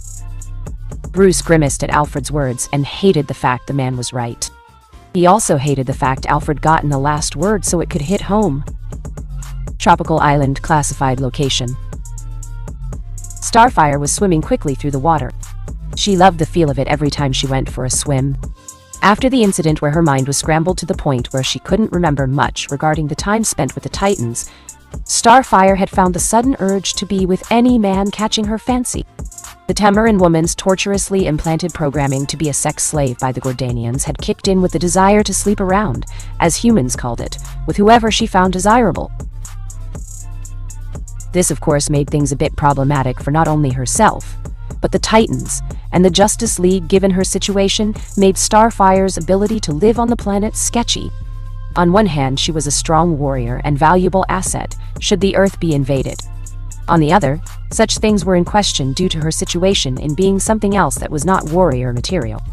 It only got worse since Starfire had told the Justice League's chief medical examiner that her sexual preferences for who she slept with were considered to be very open-minded due to her own culture. Meaning whoever successfully tamed the Tamaran in the ways of sexual intimacy would ultimately gain the alien woman's loyalty through it. This meant that Cadmus could find a way to use it as a weapon against Starfire to make her talk about the Titans or the Justice League if they captured her. Or, a worst-case scenario, they could use it as a means of turning the Tamaran woman into a breeding factory. Cadmus would be drooling over the idea of producing hybrid children, who could be molded into weapons, and used as such for nefarious purposes against the Justice League. So with that in mind, it was decided by the Justice League founding members that until further notice, Starfire was to go on a temporary leave of absence until she could regain control of herself and her libido. A small, undisclosed tropical island not far off from the States, and a nice technologically advanced home built on it, was arranged for her to live in until things mentally and physically evened out for her. Though when that would happen was unknown to both the Justice League and to Starfire herself. It was not easy keeping down the urge to fly somewhere, find a male she found desirable, and mate with him to appease her own sexual needs. The Justice League had specifically placed a no-fly zone around the island regarding incoming travelers unless authorized and herself, until it was determined she could keep her urges under control. Again, it wasn't easy in the slightest. She was a beautiful woman with needs, and with each passing day the need to be with a man or even a woman. Her species was that open-minded, grew stronger. It was only a matter of time before the need for sexual intimacy overpowered the Justice League's command to restrain herself from sexual intimacy. With a sigh of happiness at drying herself off and frustration at being unable to satisfy her sexual urges right now, Starfire walked from the beach to her place of residence. Despite her mind being the way it was, she missed the days of being with the Titans, fighting crime, being with her friends, and of course with her Robin. She frowned at the memory of how Robin had been devastated they couldn't be together anymore, and their romance, for how long it lasted, had ended. From what she had been told from time to time by the Justice League personnel who dropped by with supplies, Robin had become Nightwing now, and still leading the Titans despite his age requiring him to leave. Now that he was no longer a teen, it wouldn't be long before he went solo. chose a city to protect like so many other heroes in the world, and maybe even join the Justice League. She only hoped Nightwing would find happiness doing what he was doing without her, and find another special woman in his life to help him be happy. Upon entering her residence, once the sand from her feet was gone, Starfire found she was not alone. Her eyes widened in shock at seeing a shirtless, athletic, lean in muscle for a male, wearing gray sweatpants and no shoes, currently sitting on her couch. His eyes were mismatched and had a grin on his face that screamed feral, but in a good way in her mind. Even now, the part of Starfire wanting to give in to her sexual urges was calling out for her to mate with this incredibly sexy man and satisfy her body's needs. The rationale side, however, was still in control and demanded answers. "Who are you? Why are you here? And how did you get into my home?" asked Starfire, while unsure if he was a friend, a threat, or something else. "In order. My name is Naruto. I came to see you. I got in here through my powers. Oh, don't worry about the security designed to monitor you or any secondary visitors who may try to be here. I have this very impressive system fooled into thinking you are the only one in the house," said Naruto with his smile, growing and making Starfire's body become more aroused. "And why did you come here to see me?" asked Starfire curiously, while it was clear he was eyeing her up and down with interest. Not surprising, given how she liked to swim and walk around the beach, or her home butt naked, with this being no exception. "To help you with your current problem. Or should I say your current needs in the way of intimacy," replied Naruto, with his eyes clearly showing their lust for her body. "I highly doubt the Justice League would allow you to be here to help with my needs in that fashion. You could be in real trouble if they were to find out," warned Starfire, but it was clear her voice was weakening at the idea of informing the League of this intruder. Even now, her libido screamed with desire. "Oh, I'm sure they would. Feel free to call them. Tell the man or woman waiting to hear from you on the Watchtower about my presence here. Do you really want to ruin this one chance in a very long time to have your libido and sexual needs taken care of? You know what will happen if you call them, right? They'll swarm in here, detain you, search for me, won't find me because I won't be here, relocate you, double if not triple security at your new home, and you will have to go for years without sexual satisfaction. So by all means, go to that communication terminal to your right, not 5 steps from your current position. Tell them about the man who is here to screw your alien pussy until all its needs are met is here sitting on your couch," remarked Naruto calmly, while Starfire bit her lip, looked over at the terminal, and then back at him. "I shouldn't allow you to be here," remarked Starfire weakly, while Naruto smirked. "And you shouldn't be letting your libido feel strangled like it is no doubt feeling right now," said Naruto, while Starfire's body ached to be in the arms of this clearly powerful man. "I still don't know," commented Starfire, with her restraint clearly weakening further, the longer she stared at him before he stood up and walked toward her. "I'll let you in on a very personal secret about myself," replied Naruto, in a slightly deeper and more passionate tone. "Personal secret?" asked Starfire, while she felt her body burning up, now that he was now standing right in front of her person. "Yeah, you see, the color orange. It is actually my favorite color out of all the colors out there. And the fact your very skin is a nice healthy shade of it. I find it to be an incredible turn on right now," said Naruto, while smirking and looking down at her from his clearly superior height, between the two giving him a more dominating appearance. By this point, any form of resistance Starfire had against being with this blonde-haired entity was removed, and she leaped onto his well-muscled body. She wrapped her arms around his shoulders and kissed him passionately right on the lips before forcing her tongue into his mouth. Her hands grabbed the back of his head, loving the feel of his blonde spiky hair, and moaned when her now gyrating hips pressed against his own.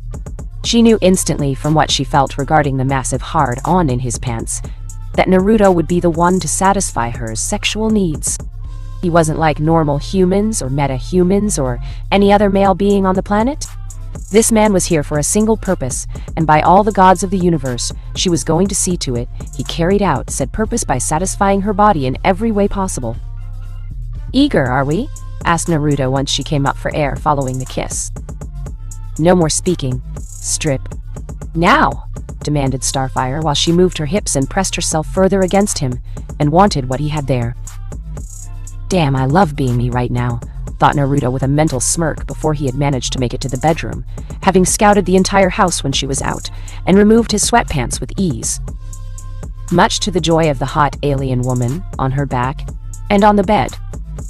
"Clean me, satisfy me," demanded Starfire, as her eyes glowed green, and desire burned in them for this man to use his manliness to tame the fire burning within.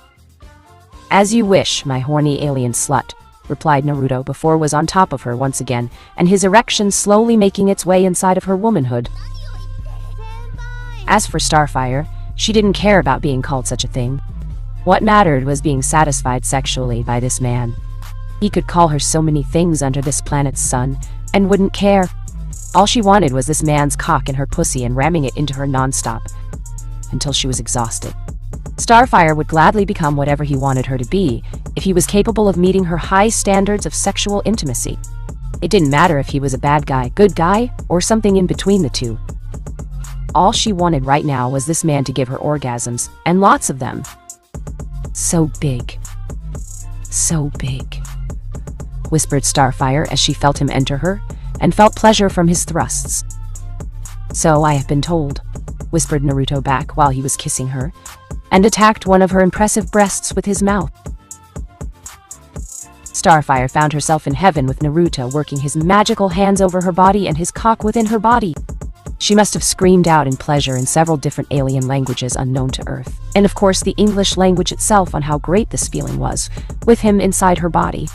He wasn't being gentle and she didn't want him to be gentle.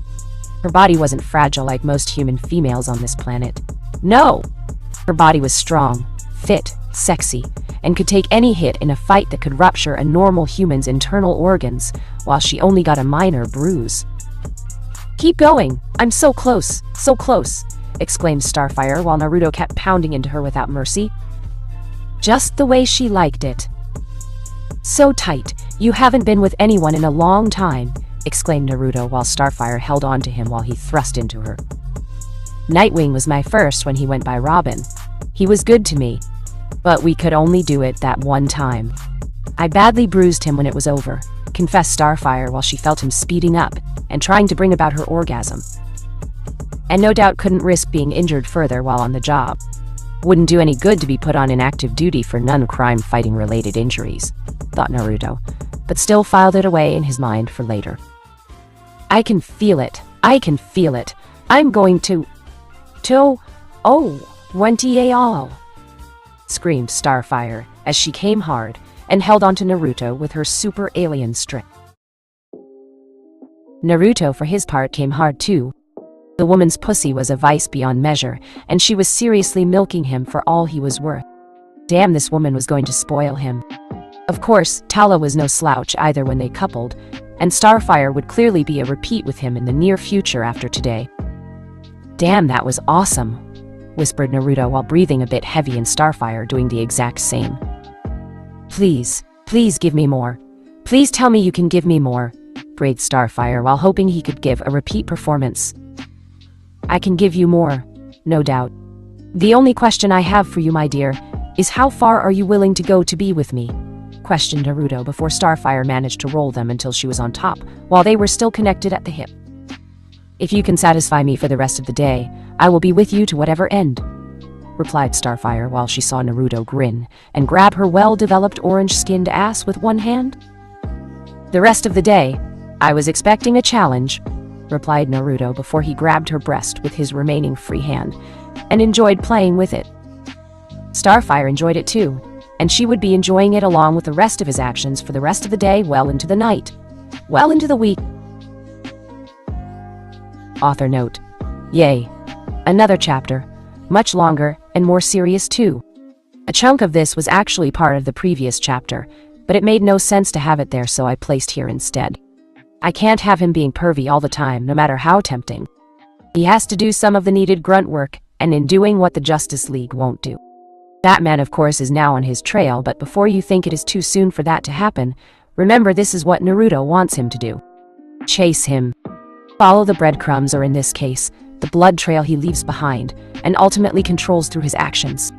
As for the events happening around this chapter, it's a mixture of Batman, the animated series mixed with Justice League, Unlimited, and something I saw in another Justice League fic somewhere.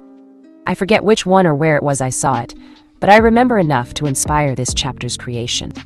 Until next time, peace. Chapter 4: Stirring the Pot. Tala held back a sigh. They were having another meeting. A major one that did not truly concerning her or her field of expertise in the ways of magic. It was mandatory that she attend all the same. The Cadmus High Council Committee consisted of the United States' most highest-ranked government officials, scientists, financial sponsors, and other special interest groups who had something to gain from joining. All such sectors were represented here in this room, sitting in chairs around this circular table at the center with the Cadmus symbol stamped on it. This organization had all started shortly after the events regarding when another version of the Justice League came to this one. Only they were called the Justice Lords, and unlike their League counterparts, had decided to rule over the earth with an iron fist. No one in this room cared for the reason why the Justice Lords of that reality suddenly decided to do what they did. Nor did they seem to care about the fact that the Justice Lord's version of Lex Luthor was to blame once he became the President of the United States, and nearly starting a major war with other countries before the Justice Lord Superman finally ended him after being pushed into it. No, none of them cared about that. Each of the members here who represented Cadmus, in way or another, had something to gain when joining the organization, and it was all connected to the inevitable battle with the Justice League. At first, they had feared the Justice League would follow in the footsteps of the Justice Lords, but so far had yet to do it. But after the failed Thanagarian invasion and the growing expansion of the Justice League members, the more militant parts of Cadmus felt it was only a matter of time before a war happened. Only instead of just the founding members of the Justice League, they would have to fight an entire army of heroes, loyal to the mightiest of them all. Cadmus knew the planet had no chance of opposing the Justice League if a war broke out between the world and the organization. Governments would fall within days. The new world order brought about by the Justice League would turn things on its axis and bring about a change the people of the world would be hesitant to fully accept. Unless, of course, Cadmus did something about this, and the Justice League. Hence the desire to gather any and all technology, magic, and allies they could with the means to combat the Justice League. So they scouted, recruited, coerced, blackmailed, and forced others into submission to do their bidding. For every hero in every city, a villain would be waiting to fight, said Hero, and Cadmus would bring them over to their side to one day join their ranks for the war that was to come. A war they ultimately had wanted and craved, knowing it would also give the chaotic planet they lived on a clean slate when the smoke cleared with them being the victors, along with the spoils that came with it. Among these militant sects within Cadmus was Amanda Waller and General Sam Lane.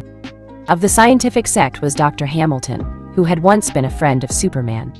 For the main financial backer of Cadmus, Lex Luthor was sitting in a chair next to Dr. Hamilton. The one handling the recruiting sect of Cadmus was the late Dr. Hugo Strange. Of course, with the man being killed recently at Arkham, meant Cadmus was in need of a qualified replacement, was needed for his department on mental manipulation of the mind. They were fortunate there were plenty of others left to replace him, and would do so shortly through a proper screening process done by Amanda Waller herself. The death of Dr. Hugo Strange is a major setback for Cadmus. Arkham is now on lockdown and Batman is sniffing around. He knows about Hugo being there, and it is only a matter of time before what fragmented evidence of our involvement is found by him there, said General Sam Lane in his usual grouchy tone. How did Hugo die exactly? A rogue villain looking for payback for twisting his mind? Or one of those lone wolf heroes who doesn't play by the Justice League's rules? Asked Amanda Waller. Knowing such theories were possible. Unknown. From what we do know from our own investigation, this ninja, from what was described by the inmates spared during the massacre, is not someone we have ever encountered before today. Not only that, but he targeted many of the highly dangerous inmates at Arkham.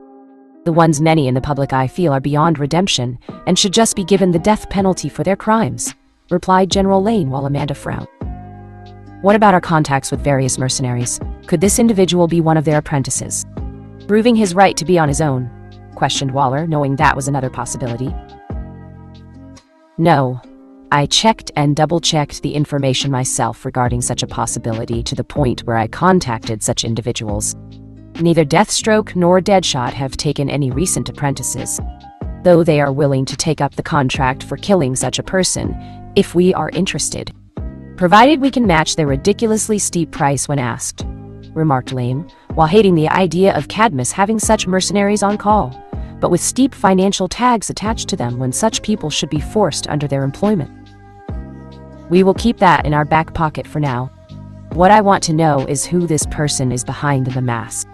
And I want to know how this person found out about Hugo and what he was doing there for us," demanded Waller, while Dr. Hamilton adjusted his glasses while he looked over some papers.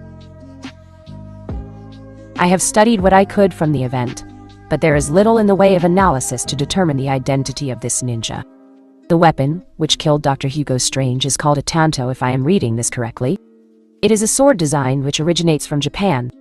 It was used by ninja there during the time of the samurai, who in turn used the katana. The metal used for the tanto is nothing special in terms of composition, nor is there any special characteristics we could study to narrow down who possesses such a weapon in this day and age," said Dr. Hamilton, while Amanda Waller was not pleased. "Could you use your magic to find this person, Tala?" asked Amanda Waller, while Tala shook her head no. "I saw the pictures of the sword in question and its current condition. Even if I were to hold it in my hands, the overall damage makes it impossible to trace with my powers," said Tala, while knowing her lover had done that to ensure she wouldn't be put in such a situation. "So we don't know the identity of this ninja, his reasons for attacking Arkham, or how to find him for possible recruitment." "I don't see how this requires all of us here," remarked Lex Luthor in a bored tone. "It concerns all of us, Luthor, because one of the High Council members in this room was killed. Cadmus was targeted and one of its high-ranking members was taken out. For all we know, this could be a preemptive attack by the Justice League's more wild members, and gives their higher-ups plausible deniability. We must plan some kind of attack and retaliate," exclaimed General Lane while smashing his fist on the table. "Retaliate? With what? Galatea isn't ready yet. Our plans to recruit from Arkham's worst to form several suicide squads capable of attacking the Watchtower all at once, or at different times in the future when required, have been thinned considerably. Our forces are not ready to take the fight to the Justice League," said Amanda Waller, with General Lane seething at her. "She is right, General. Our enemy regrettably has the bigger army and the much bigger stick. Fortunately, our intel has learned Superman along with Wonder Woman and a former Apocalypse Fury named Big Barda are heading out into space to visit an alien civilization on a planet residing in the system. From what I have learned, it is all under the premise of making an alliance with the leader there to help defend Earth should an alien invasion occur," remarked Luthor, while the general looked ready to explode with rage. "It figures. Superman is no doubt going to sell out the Earth to this more advanced race when our guard is down. Of course, what would one expect from him? An alien siding with other aliens to manage a planet he has no business living on in the first place. The only good alien is dead, and on an operating table for study to advance us to a new level of power," said General Lane, angrily. "Possibly. Though what really concerns me is Wonder Woman going with him for an unknown period of time. It's too fishy. I don't like it," commented Amanda Waller with her eyes narrowing. "You think there is more to it than just making alliances with other civilizations?" asked Dr. Hamilton, with Amanda nodding. "Yes. For all we know, Wonder Woman is secretly pregnant with Superman's child. This mission could be nothing but a ploy to ensure Wonder Woman is not harmed during the pregnancy in a safe location, away from us. Big Barda might be coming along simply to be a possible bodyguard for safety reasons, or some female companion to help out with the Amazon's pregnancy," replied Amanda, while General Lane slammed his fist on the table again. "The Kryptonian has clearly decided to breed more of his kind. Big Barda is clearly there to help not only with the pregnancy, but to also get pregnant with his child, too. If we do not do something soon, our planet could be invaded by an army of his blood in the future, and we will be powerless to stop it," said General Lane angrily. "We can't do anything, General. First, Cadmus doesn't have anything space-worthy like the Justice League currently does. Second, even if we did, it wouldn't catch up to the one taking our 3 targets to this planet they are heading to right now," said Dr. Hamilton, knowing the Justice League currently had superior technology over them and had the proverbial air superiority in this current Cold War. "They already left. Why didn't you mention this at a previous meeting?" Why didn't you do something to stop them from leaving? Demanded Lane, with Amanda narrowing her eyes at him. And tip our hand. General, you may believe in striking while the iron is hot, but I will not strike before it's time to strike, regardless of how hot the iron is at the time. Besides, what would we have attacked with at the time? We have nothing to strike back against them. Cadmus is still in its infancy stage in terms of growing and developing a means of fighting the Justice League, said Amanda, since she knew for all their advancements of Cadmus, they had a long way to go before their strength matched the Justice League, and had to stay their hand until it could go toe-to-toe with them. Don't think of it as a negative, General Lane. Without Superman and Wonder Woman on Earth, the strength of the Justice League is reduced considerably for a good amount of time. Time we can use to our advantage in building up our strength before they return here, regardless what happens on their so-called mission, said Luthor, while the general scowled at him. I would rather those two were on the planet where we could monitor and control their actions when the time came to strike, should a golden opportunity present itself to us, remarked General Lane, with his anger still noticeable. So would I, General, but we can't do anything at the moment about it. So we have to bite the bullet and move on until they return, said Amanda Waller, while General Lane shot her a glare. And if they do come back here with a child or children, born of his alien blood and her own questionable one, I do not like the idea of some Amazon slut from a bygone pagan civilization, which prays to equally blasphemous pagan gods, giving birth to a child that will one day be stronger than both parents, said General Lane, while Amanda smirked at him. Neither do I, General. But if they do, I'm sure Cadmus can make up some well-laid-out plans to acquire, said Child, when the time is right. In doing so, we can hold power over both heroes, and even extract necessary samples from the child for our own research to make new super soldier weapons. We already have Galatea, and we can do the same for others once we give her a proper test run. Either way, Cadmus will win in the end. It is only fair such offspring from them, and how we use such a child born from their blood becomes spoils of war, said Amanda Waller, while the general grumbled, since he did not believe aliens or their clones could be controlled, like she did.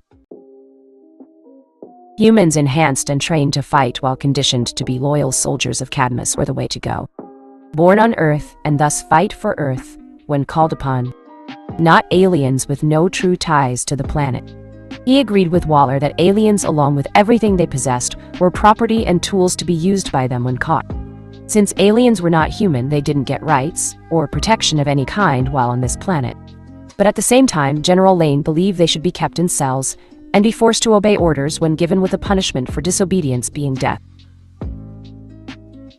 As much as I too wish to drool over the prospect of having Superman's progeny being dissected on a lab table, while the alien menace watches while held down in chains made of kryptonite, we have gotten off track here.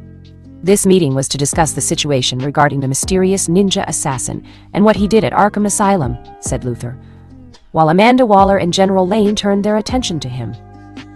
Any suggestions on your end, Lex? Asked Amanda, while Luthor shrugged. As of now, without further information. No, replied Luthor in a crisp tone. Then this meeting is over. Until a new development arises, continue with your current projects in our assigned departments, commanded Amanda Waller, while she saw each person leave the room until only General Sam Lane remained. Someone here sold us out. No one knew Hugo was at Arkham or what he was doing, but the people who make up Cadmus's High Council Committee, exclaimed General Lane in a furious tone after the door to the room was shut, and only he along with Waller were left. I know, replied Amanda calmly, while General Lane looked at her with narrowed eyes. And you didn't mention this possibility during the meeting. Why? The reaction of the people in the room could have given us a clear indication of who we could trust and who we should be monitoring, said General Lane, while Amanda raised an eyebrow at him. General, if there is one thing you fail to grasp, is that the people who run Cadmus do not have a weak poker face when certain things are brought to their attention. If either of us had revealed there was a possible traitor among us, it would have tipped our hand and given the traitor a means to keep their secret actions a secret. Hugo was one of us, but out of all our members, he was the most expendable, and was no true loss to Cadmus, despite your own boisterous proclamations earlier here to the contrary. No. What we will do for now is just sit back and do nothing. until the traitor leaks out information we know can be traced back to him or her. Once we capture the traitor, we will make this person reveal the identity of the ninja assassin to either bring into Cadmus's ranks or have the ninja assassin killed for attacking Cadmus itself, said Amanda with General Lane thinking over what she just told him. Fine. But after the usefulness of the traitor is over once discovered, I get to kill said traitor myself, said General Lane with Amanda nodding. Agreed. We will also make sure the rest of Cadmus knows such treachery isn't tolerated by making recording of the event to broadcast throughout the base, added Amanda, since she needed everyone in Cadmus to understand that when you join this organization it was for life, and betraying it was not in the best interest of your health. Tala's room. So are they suspicious of you yet? Asked a shadow clone of Naruto laying lazily on Tala's bed, while Tala herself was looking over some spell books on her desk. I'm sure they are suspicious, but of who among us they aren't sure. I doubt they would openly mention what the others already suspect, but won't say, said Tala while she saw the shadow clone out of the corner of her eye thinking, well, they won't suspect you, that's for sure. Hugo's death and exposure to his activities at Arkham gains you nothing. Even if they connect the files you access to what I did, it is not enough to convince them it was your fault. Not all the files you had were about the criminals and inmates there. In fact, only a few of the files were about certain people in Gotham. And at the moment, none of them are residing in Arkham, said Naruto while he sat up on the bed, and saw Tala was trying to hide her worry at being caught with her own job at Cadmus. You underestimate their ability to see through your tactics and plans, commented Tala, while Naruto's shadow clone smirked at her. And I think you overestimate them, not that it matters. Soon, Cadmus will be severely weakened, and so will the Justice League, replied Naruto with Tala still not looking convinced. And should the two organizations you are slowly breaking down decide to join forces against you? Asked Tala. Knowing the enemy of my enemy is my friend. By the time any of them consider the idea, it will be too late. Besides, their ideologies on what to do in terms of protecting innocent lives conflicts like oil and water. Even if they did join forces against me, it would soon collapse on itself. Or I would make it collapse on itself and implode violently, answered Naruto with a grin. Speaking of things imploding violently, I was wondering when you are going to make your move against Galatea, questioned Tala, knowing Naruto wanted to seduce and turn the clone of Supergirl to his side, using his charms on the woman. Soon. Not yet. I want to set up a proper safe house and residence for us when our time living here at Cadmus is no longer necessary, said Naruto while Tala raised an eyebrow at him. And how do you plan to do that? Cadmus keeps a strict eye and control over its funds to ensure a single cent isn't wasted on the organization. There is no way you could pilfer any of the accounts and not be detected by the systems in place to safeguard them, remarked Tala curiously. Who said I was going to pilfer Cadmus's accounts? I haven't, and I won't. At least not yet, since the time isn't ready yet to dine and dash from here. The original me took the money I asked if I could borrow from you and decided to hit one of the more expensive casinos in Las Vegas, replied Naruto's shadow clone with Tala, looking shocked by this. You took the money I gave you and went to Las Vegas to gamble, questioned Tala in disbelief, with Naruto's shadow clone shrugging. The boss was always good at gambling. He has the devil's luck. My old mentor once took all his money from him as a kid when on a training trip, and he spent it on hookers at a brothel. The boss earned it right back, plus interest thanks to winning a contest the very same day. Jiraiya tried to take it from him again, but a kick to his wrinkly old balls, and yelling out for everyone to hear that he was dirty old man made him think twice about taking what didn't belong to him, said Naruto's shadow clone while sighing, and simply remembering how Jiraiya hated the fact every beautiful woman in the city, when looking for Sunade, had stayed clear of him that day. The man totally deserved it. If you are going to be a super pervert around the ladies, you have to be smooth about it. Jiraiya was as smooth as an extremely wrinkled shirt that had yet to be washed after being thrown into some mud. That's not very reassuring, commented Tala with a deadpanned look on her face. Don't worry. I can tell you right now that he has hit the jackpot at 3 different casinos and racked up well over 200 million in cash today alone, said Naruto's shadow clone confidently, while Tala was shocked. He could take the money she gave him into that much money? That's impossible, exclaimed Tala in disbelief. No, it's true. Like I said earlier, the boss always had the devil's luck. Right now, he's taking a break from gambling to spend some quality sex time with a certain red-haired, orange skin, and not to mention hot Tamarin woman with him in his hotel room, said the shadow clone, while Tala scowled at him. You didn't have to mention that last part, remarked Tala, while Naruto's shadow clone just grinned. Why? Jealous? We could have our own little romp right now if you wanted, offered the clone while Tala blushed. Tempting, but no. If I don't produce some work soon, the other members of Cadmus will be suspicious of me. You said it yourself that we aren't ready to leave yet. I need to keep them off our back on my end until we're ready, commented Tala with Naruto's shadow clone pouting. Fine, be that way. And here I was going to do that special thing with my tongue. You love so much, remarked the shadow clone, and made Tala clench the book in her hands tight. Bastard, he knows how much I love that move. Probably said it on purpose to upset me. And damn him over the fact that it worked, thought Tala while eyeing the shadow clone behind her book and tried to go back to reading. Keyword being tried. Las Vegas Naruto's hotel room. Yes! Yeah! All by Zale. Yes! Screamed Starfire passionately. Naruto grinned up at Tamarin woman, who currently naked like himself, and riding him for the past hour on their bed. Starfire was enjoying herself immensely from the blissful look on her face, while she had his manhood impaling within her body. After breaking the bank of 3 casinos at the exact same time, using shadow clones, while all were hanged into random people, Naruto went back to his hotel suite, Emperor's package, at Caesar's palace, and was tackled by a very horny Starfire who wanted him badly. Not surprising since he had been gone for a while, and she couldn't exactly leave the hotel unless she wanted to be flagged after being spotted by security cameras. Her presence on camera would reach the Justice League, or possibly Cadmus. Both would be wondering what the Tamarin woman was doing in Las Vegas, of all places when she was supposed to be on an undisclosed island away from any form of human contact for miles. Of course, they didn't just have hot, passionate sex on the bed during their leisurely time here. They also had it on the couch, the carpeted floor, and even the ceiling. But they also talked afterwards while cuddling, and he asked her some questions while she asked him some in return. Starfire was surprised at first that the man she had been intimate with was in fact a primordial god-like entity beyond measure, in terms of power. She also found out that Naruto was building a harem of sorts, and that a powerful sorceress named Tala was another female he was betting.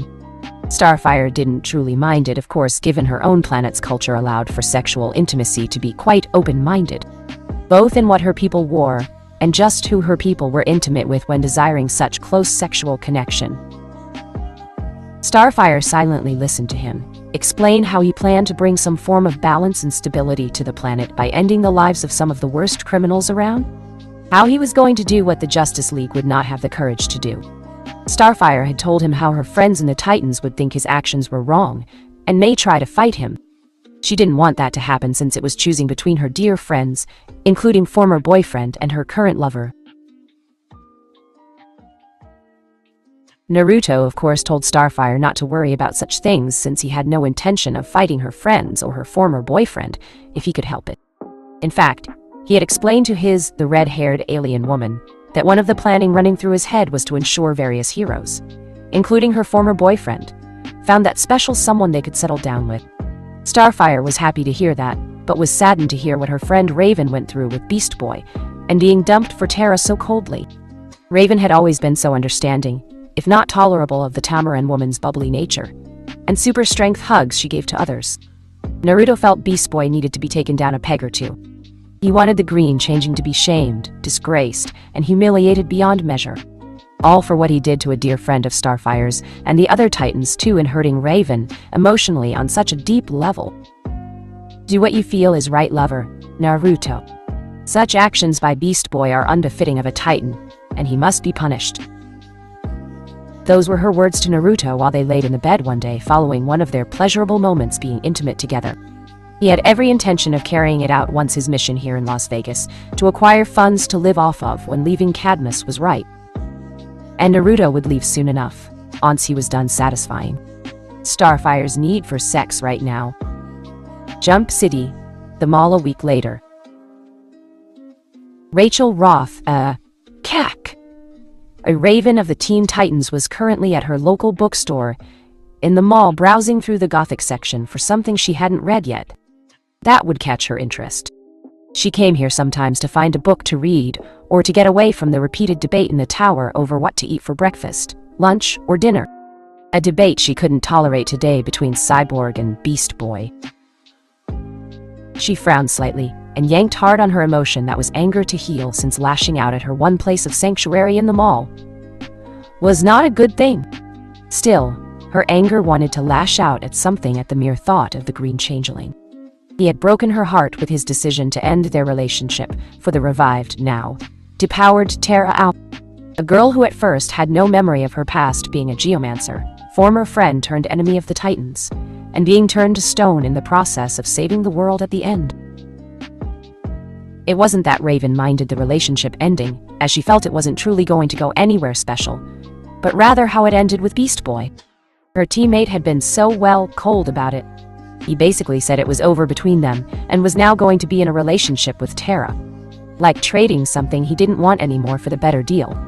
As if their own relationship, her own feelings about it, didn't matter to him. Like the feelings she felt were a waste of time. A waste of his time. Just garbage that needed to be thrown out of his life before it ruined him. He had been so painfully blunt about it. How she was too emotionally unstable for his liking. How he had to be careful not to make her too emotional, or else she would make something explode. That Tara didn't have such problems.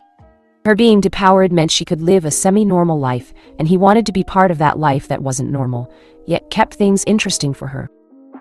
In short, Beast Boy had essentially blamed their relationship falling apart on Raven, and Raven only without a hint of regret or remorse on the issue. It was one of the reasons why Raven couldn't stand to be in the same room as him for more than 5 minutes, barely that much, before needing to leave. Cyborg had been there for her when seeing the depressed look on her face after what happened, but Nightwing had been the most helpful. The two of them talked a lot following the breakup, and he had helped Raven slowly rise above her depression. That regardless of what happened with Beast Boy doing what he did. Raven was part of a team, a family, and would not be alone during such hard times if Nightwing himself could help it. If I didn't know any better, I would have thought he was flirting with me, thought Raven with a small smile at the memory of her, and Nightwing talking following that event. You know, if you keep staring at this one book, you might burn a hole through it, said a voice behind Raven while standing slightly to the right. So he wasn't entirely behind her. As for Raven, her eyes widened in shock at someone getting so close without her sensing them like she usually did. Was this person just that good at staying undetected? Or had she walked so far down memory lane that she got sloppy in sensing others? "Who are you?" asked Raven in a bland, emotionless tone, but had her powers on hand to use should this person be a threat. "You want to summon your powers, Raven. I'm not your enemy." "Quite the opposite, in fact," remarked the figure behind her. "And I should believe you."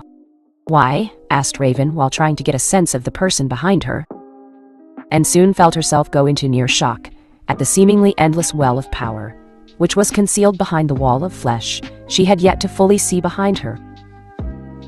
"Because if I wanted to harm you, my dear, I would have done it long before now in a most violent fashion, and no one would have been able to stop me. Now, calm and center yourself before something here blows up. There is a nice little ramen stand in the food court below. Meet me there in 5 minutes and order some ramen. In my experience, you can't go wrong having a friendly conversation over eating ramen," said the figure before he walked away from the woman. By ancient gods above. What was that? Who was that? That person's power made my father look like a 90-pound weakling soaking wet. Should I call Nightwing and the other Titans? Or do I go down there and talk to him? He didn't attack anyone, and wants to talk in an open setting, so perhaps he's not an enemy like so many others. Of course, it could be the opposite, and he just wants to gloat before lashing out in public.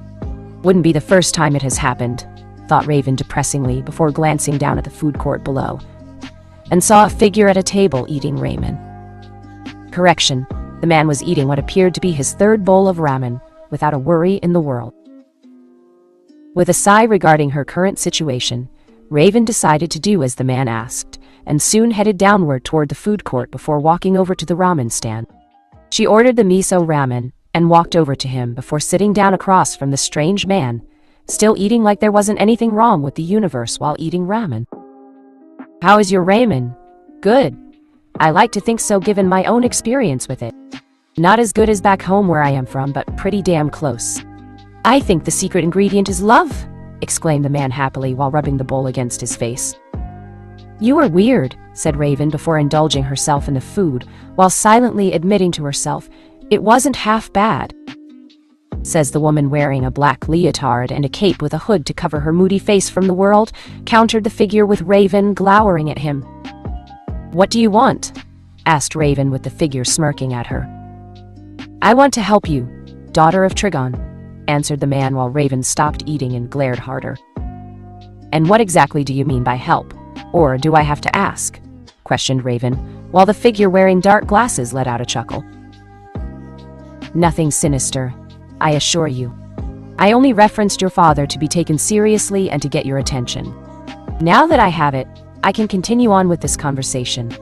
You see, I heard about your romantic problem with the green changeling up in your giant T-shaped tower on the island not far from here. Tell me, is that fool as big an idiot as he is green?"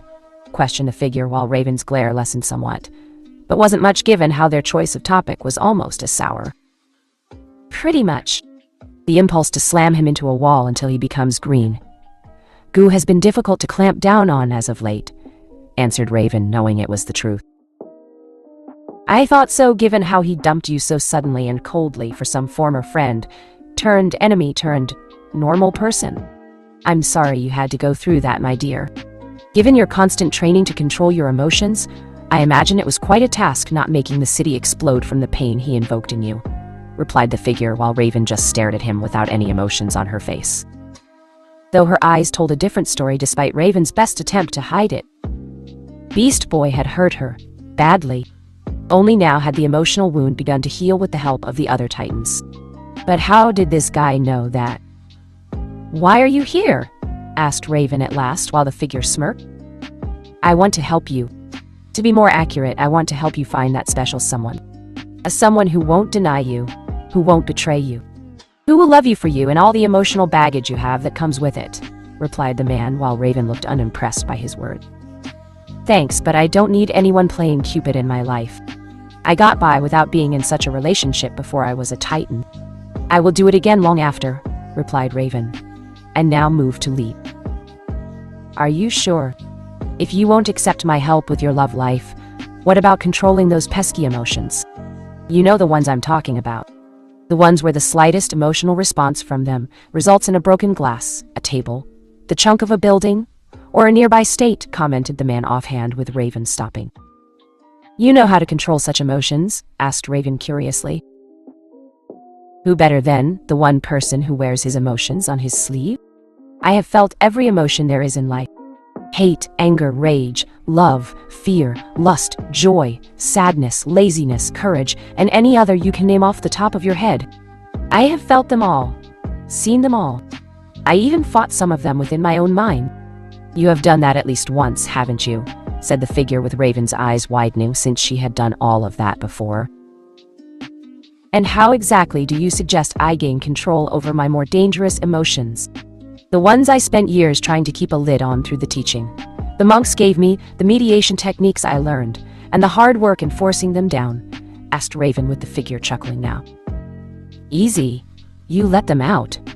You let them vent," answered the figure to Raven's surprise. "Let them out. That is your answer. If I let them out, they will destroy everything around me," protested Raven, while the figure remained calm as ever. "When I meant let them out, I meant to let them out in moderation. You keep them all repressed and tightly bound within you. Is it any real surprise when something happens that your powers do something to an object nearby?" countered the figure with Raven frowning. "The monks who taught me said I had to constantly keep my emotions in check due to my father's blood being a bad influence," replied Raven with the figure frowning. "And they would know how exactly to teach you. These same monks told you to keep every single emotion repressed to the point where you feel little to nothing at all. They might as well have made you into a ticking time bomb that would go off at some point in time so long as it wasn't near them, countered the man, while Raven wasn't so sure. I don't understand, said Raven in confusion, while the man sighed.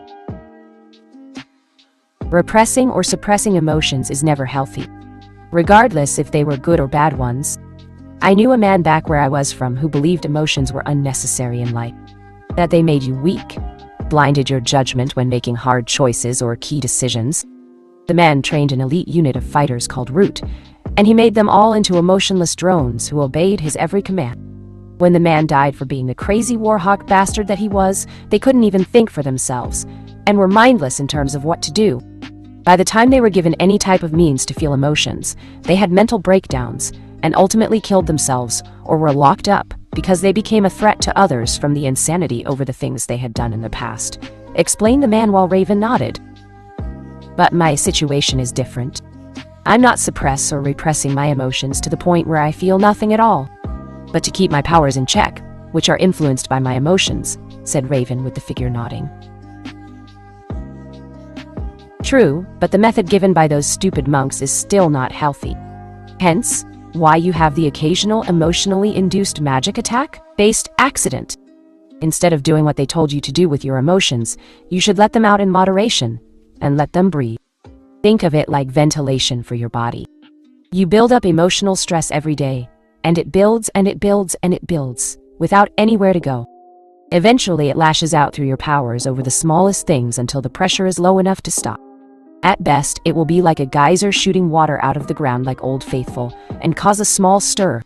But the worst case scenario would be your powers exploding out of a city-destroying volcano. And you would of course be Pompeii. By venting all of your emotions in a healthy manner instead of repressing or suppressing them, you actually do a better job preventing your powers from lashing out. No eruptions. No destruction, said the figure while Raven thought about his words in her mind.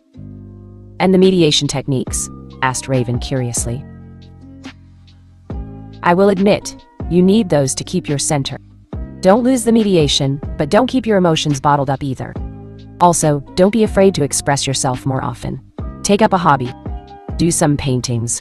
Write your own novel. Or something that helps keep your center in place. Your true friends will support what you do, and those are the only real people who matter in this world, offered the man while Raven thought about it and smiled.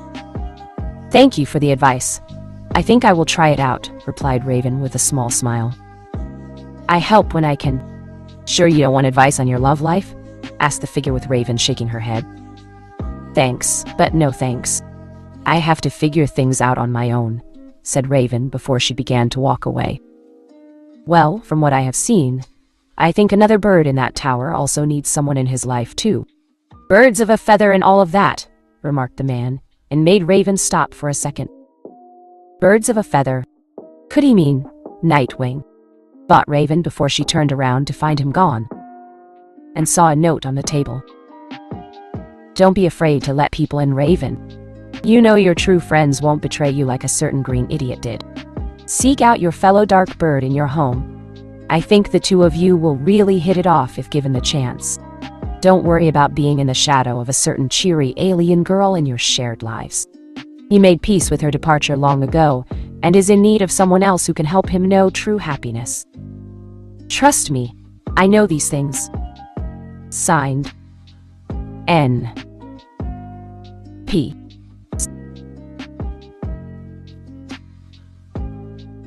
Speaking of that green moron, I plan to prank the crap out of him soon, to the point where he won't be able to show his face anymore in public.